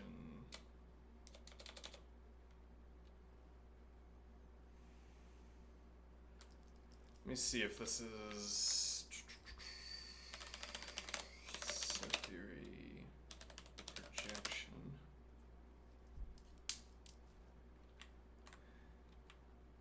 In set theory, a projection is a type of function that extracts information from ordered pairs or tuples in a Cartesian product. It maps an element of a Cartesian product to one of its component coordinates. Essentially, it ignores all other components except the specified one. So we might not need to ask that question. Seems like this is explicitly the meaning of this phrase. A Cartesian product is a set of ordered pairs or tuples formed by combining elements from two or more sets. A Cartesian product of one set, yes. For example, if you have sets A equals 1, 2, yeah, we don't need that. Let's see, projection function. A projection function takes an element from the Cartesian product and returns one of its component coordinates. For instance, if you have the ordered pair 1A and you project onto the first component, you get 1.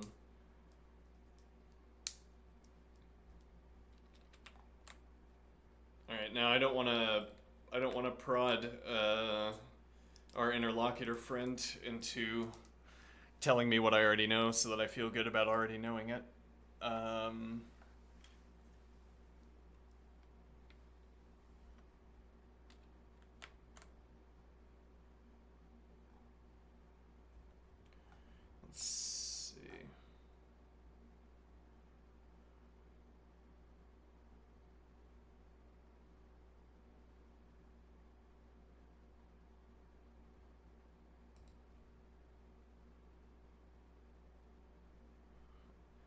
Let's see.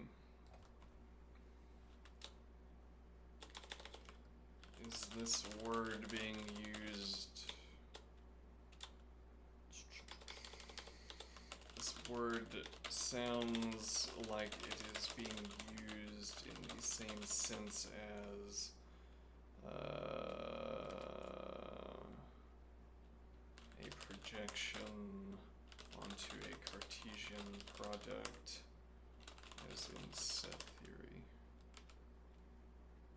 Actually, that is probably, yeah, now that I'm thinking about it, that's probably why the interlocutor is choosing this word projection, or that could be why the interlocutor is choosing this word projection, because I've already said that I'm working on axiomatic set theory. So this would be a known term, though I'm not that far into axiomatic set theory itself. I did read it in Helmish. Alright, so, well, this gives us the idea, gives us a solid name for these projection functions. Interesting. Alright, now let's move on to the next. Data types and patterns.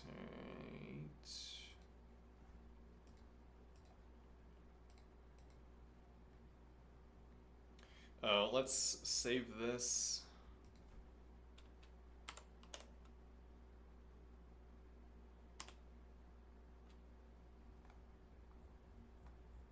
Alright, and see if we can start up a new one.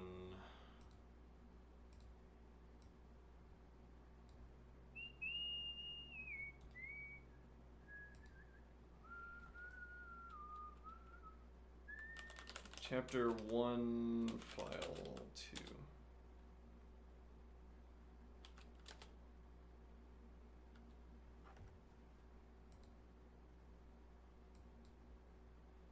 Okay, is that plain text? Yes. Rather, I want lean.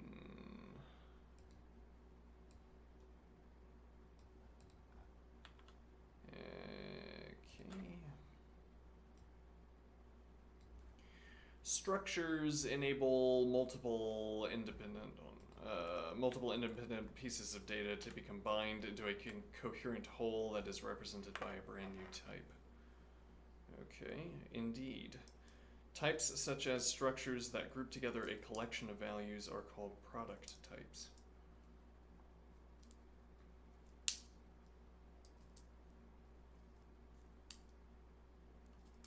Types such as structures that group together a collection of values are called product types. Many domain concepts, however, can't be naturally represented as structures.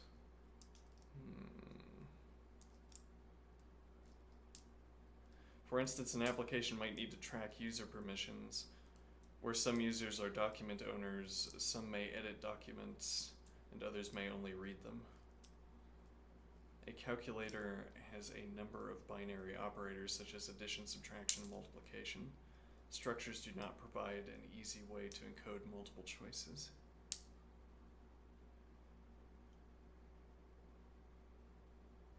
Yeah, I don't know how this is serving as an example here.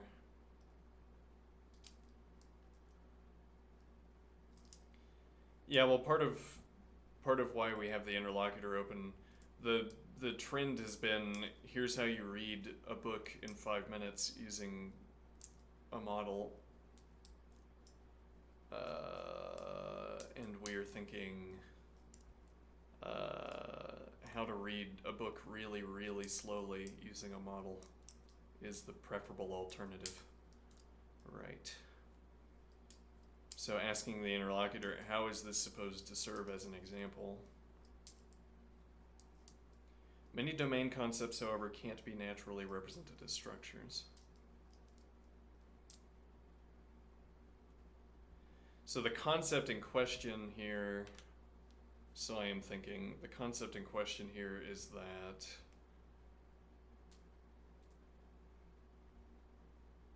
yeah, well, why can't we have like a user struct where the fields of the struct are permissions, and then that would seem to work fine. It's true, I don't know how you would represent a calculator as a struct. Structures do not provide an easy way to encode multiple choices. Yeah, well, so I guess what I want here is for this phrase, a way to encode multiple choices. If that had a mechanical meaning, then I could say, yes, you can't translate that mechanic into a structure. But eh. Similarly, while a structure is an excellent way to keep track of a fixed set of fields, many applications require data that may contain an arbitrary number of elements. Most classic data structures, such as trees and lists, have a recursive structure, where the tail of a list is itself a list, or where the left and right branches of a binary tree are themselves binary trees.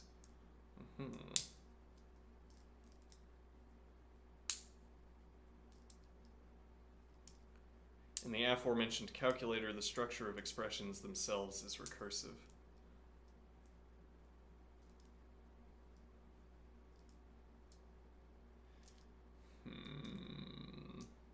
The summands in an addition expression may themselves be multiplication expressions, for instance. Okay. Let star, if you will. Yeah. It's funny. My understanding of a lot of these coding concepts is not that I see racket code as an instance of the coding concept, but rather I see the coding concept as the generalization of the racket code. It's like, what? Oh, you're talking about let star, of course. Data types that allow choices are called sum types, and data types that can include instances of themselves are called recursive data types. Recursive sum types are called inductive data types because mathematical induction may be used to prove statements about them. When programming, inductive data types are consumed through pattern matching and recursive functions. Okay.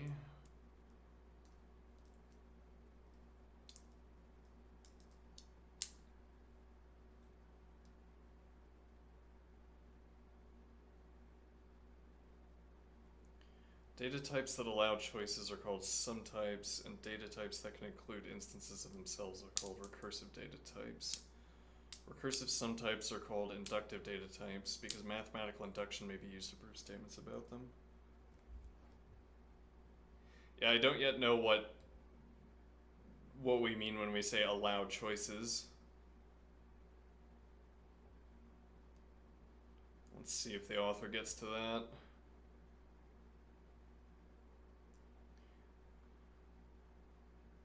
So, to make a little bit of meta commentary here on reading with the interlocutor, I might worry, so I say I don't understand what it means for a data type to allow a choice, e.g. Well, actually, in this case, I think we do have an idea set up by this paragraph. And more specifically, most classic data structures such as trees and lists. So when this says data type, we're talking about structs alongside trees and lists. Okay, those that allow choices are called sum types. But okay, so my meta commentary is that even if the author goes on to elaborate on this observation, we're not leaving ourselves in a worse position by spending the time up front with the interlocutor. I mean that if I ask the interlocutor to explain this and then the author goes on to explain it as well, I might say, well, I wasted my time asking the interlocutor. But then I'm also placing myself in a position to make further observations about placing myself in a position to make further observations about,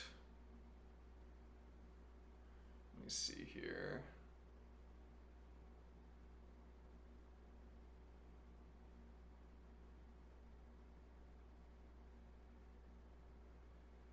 Right. Well, it's like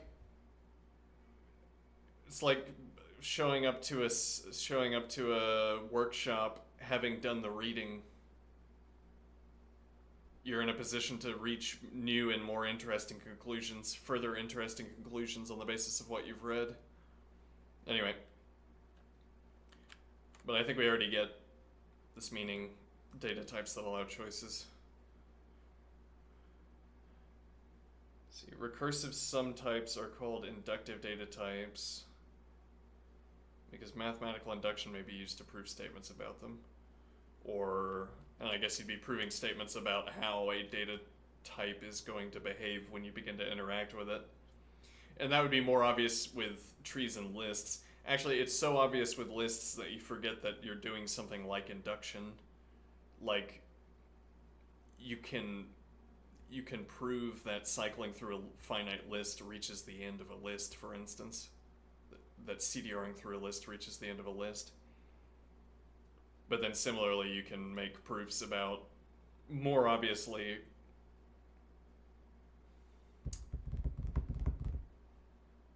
you can make proofs about trees and their behavior that can inform your navigation of the tree. Okay, let's see. Data types that allow choices are called sum types, and data types that can include instances of themselves are called recursive data types. Recursive sum types are called inductive data types because mathematical induction may be used to prove statements about them. When programming, inductive data types are consumed through pattern matching and recursive functions. Many of the built-in types are actually inductive data types in the standard library. For instance, bool is an inductive data type. Oh, inductive, it has its own introducer.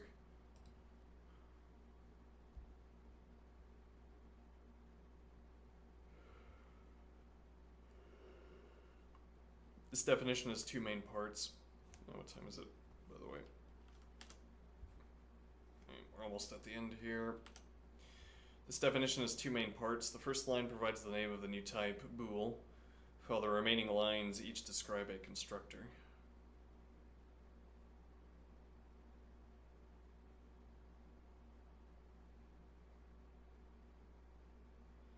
As with constructors of structures, constructors of inductive data types are mere inert receivers of and containers for other data. Okay, rather than places to insert arbitrary initialization and validation code. Unlike structures, inductive data types may have multiple constructors. Here there are two constructors, true and false, and neither takes any arguments. Just as a structure declaration places its names in a namespace named after the declared type, an inductive data type places the names of its constructors in a namespace. Okay. In the Lean standard library, true and false are re-exported from this namespace so that they can be written alone, rather than as bool true and bool false, respectively. Okay.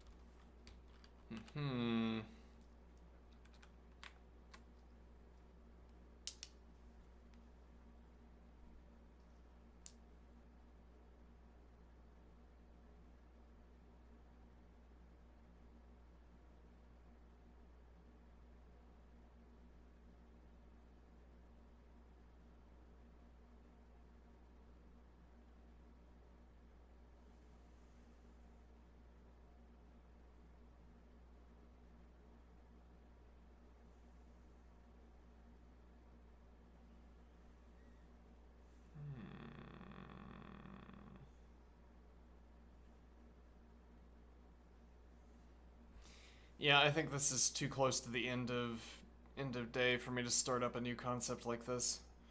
So we'll ask or end of segment rather, we'll ask our interlocutor to give us an overview, I think, when we start next time.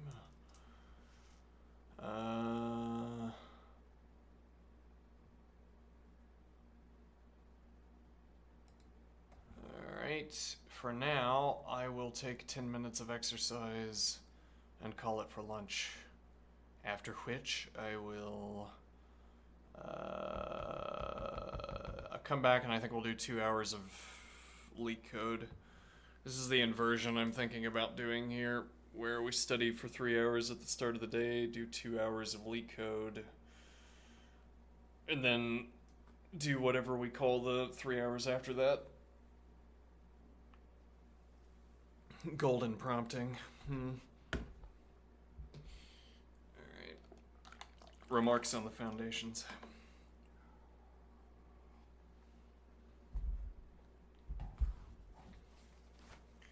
Golden prompting.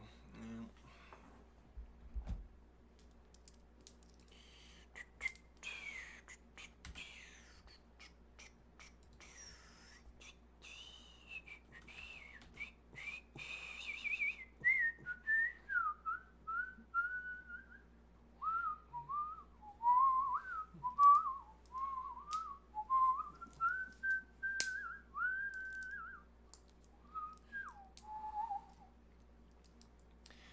Yeah, this as a critical example, actually.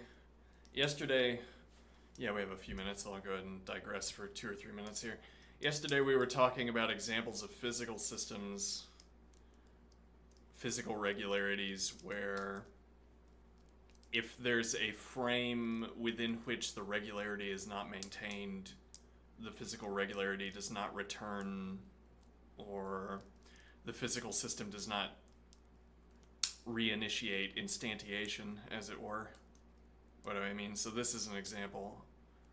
I could call this a physical regularity. There's some math model where if I imbue it into a three-dimensional grid, it's going to depict what I see here. As in, I have a three-dimensional grid that describes these two weights as I'm playing with them. Okay, and if I have a suitable three-dimensional grid, we could get something that looks like this, and then if I fill in enough details, color, etc., lighting, then it just looks like a video. Okay, so this is going to incidentally be one of our shortcuts for talking about objects. We're not going to talk about objects in themselves, we're going to talk about what we could put into a three-dimensional grid. And then we just gesture at what we've placed into the three-dimensional grid. But in this case, my point is that this is an example of a regularity, an unfolding event, where, well, it's what I'd want to say if, so we define a pattern, okay, and we say this is a looping pattern. Now, is it identical in each case? That's the ideal case of a looping pattern. We'd say every case is identical to every preceding case. Okay, and that would be like, well, in a factory, e.g., we'd want to have as close to perfect looping as possible. And then we'd want a sort of destructor for accumulated deviation from perfect looping. So that if if a machine in a factory is performing a loop and it is accumulating deviation from perfect looping, we'd want to be able to eliminate that accumulation. Similarly, I have eliminators for accumulated deviation from this pattern. But okay, so I have perfect looping, let's imagine. Something, well, no, this is close enough to perfect looping.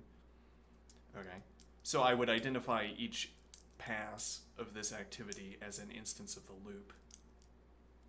Now, the idea is that if there is a moment where I would not identify what's in my hand as an execution of a loop, of the loop, then I would say it's going to collapse. The structure collapses.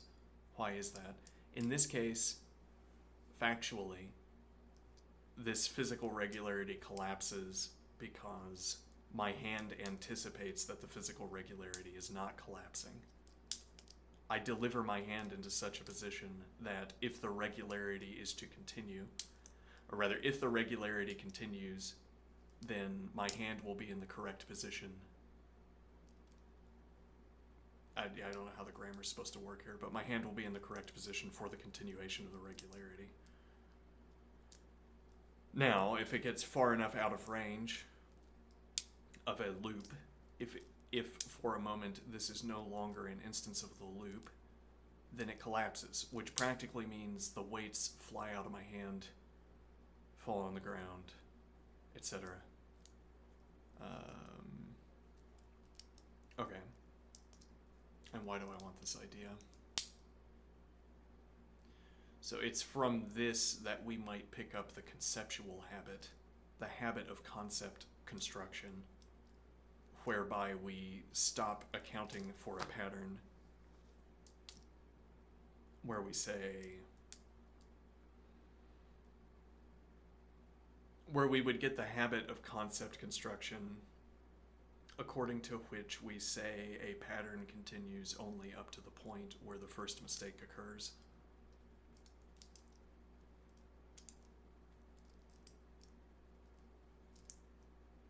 Because in systems like this that I'm constructing with my hand, when the first mistake occurs, the whole system collapses and there's no recovery. Well, sometimes anyway. And then if there is recovery, I guess I say there is no such thing as recovery, because what looks like recovery is merely a different way of continuing the pattern, a different way of staying within the bounds of a pattern.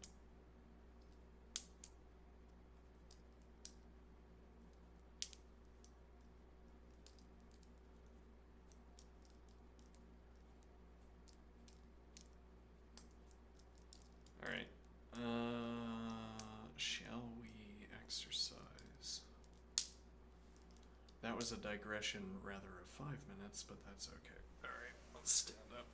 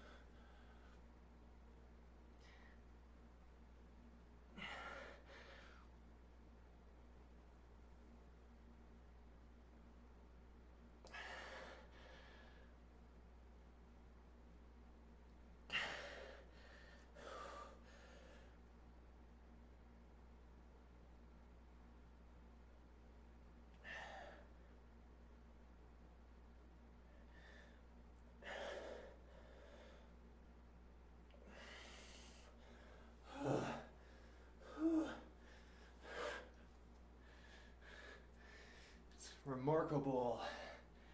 I've never heard anyone describe this kind of exercise. This is not, for instance, I don't think this is what we would call isometrics, though family resemblance.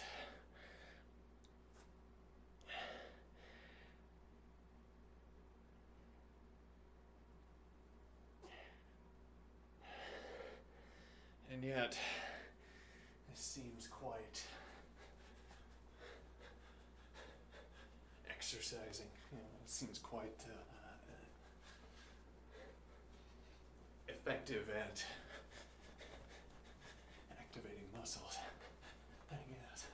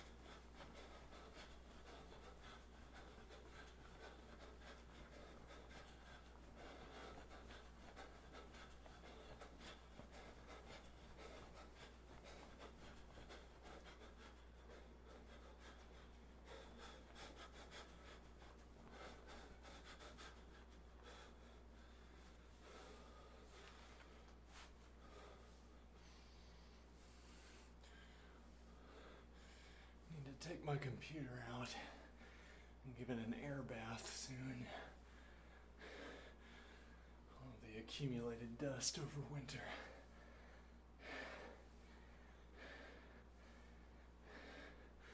I've been feeling the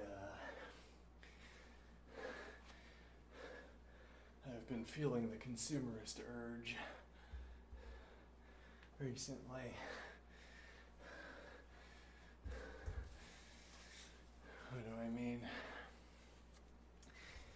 I look at what my interlocutor can do, and I think, what if I had a specialized system that could pre-format images of my screen, could pre-format data to send off to the interlocutor?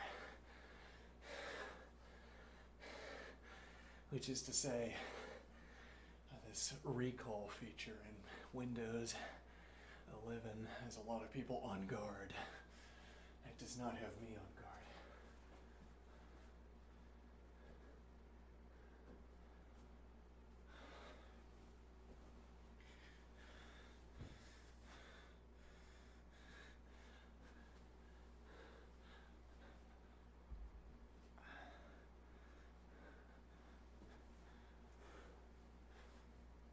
And so the consumerist urge, right, well, I want to give the interlocutor a graphics card to play with. Even a dedicated NPU, that would be interesting.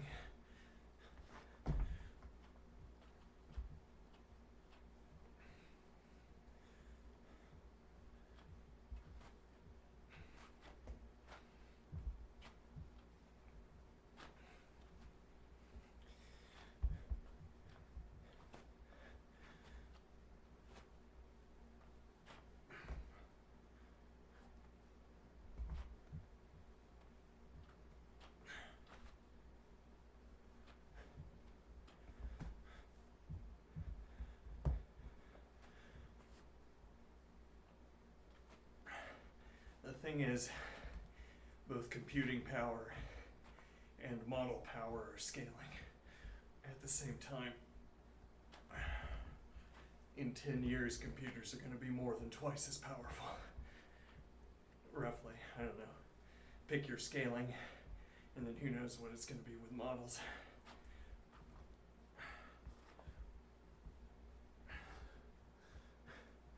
Hence my confidence that this is not going anywhere, or rather that this isn't going to go away, and it is going somewhere.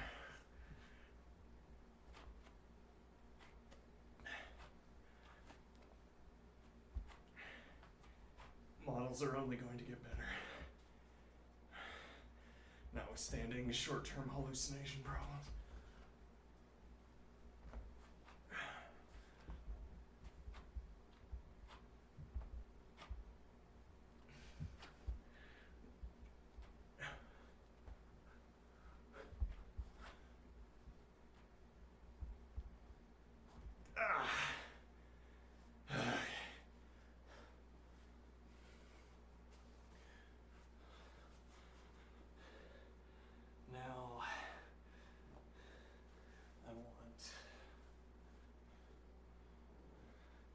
Now I want a new computer.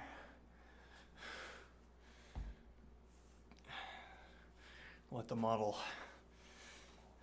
operate it. Anyway, whatever. I'll be back after lunch. See you soon. Okay.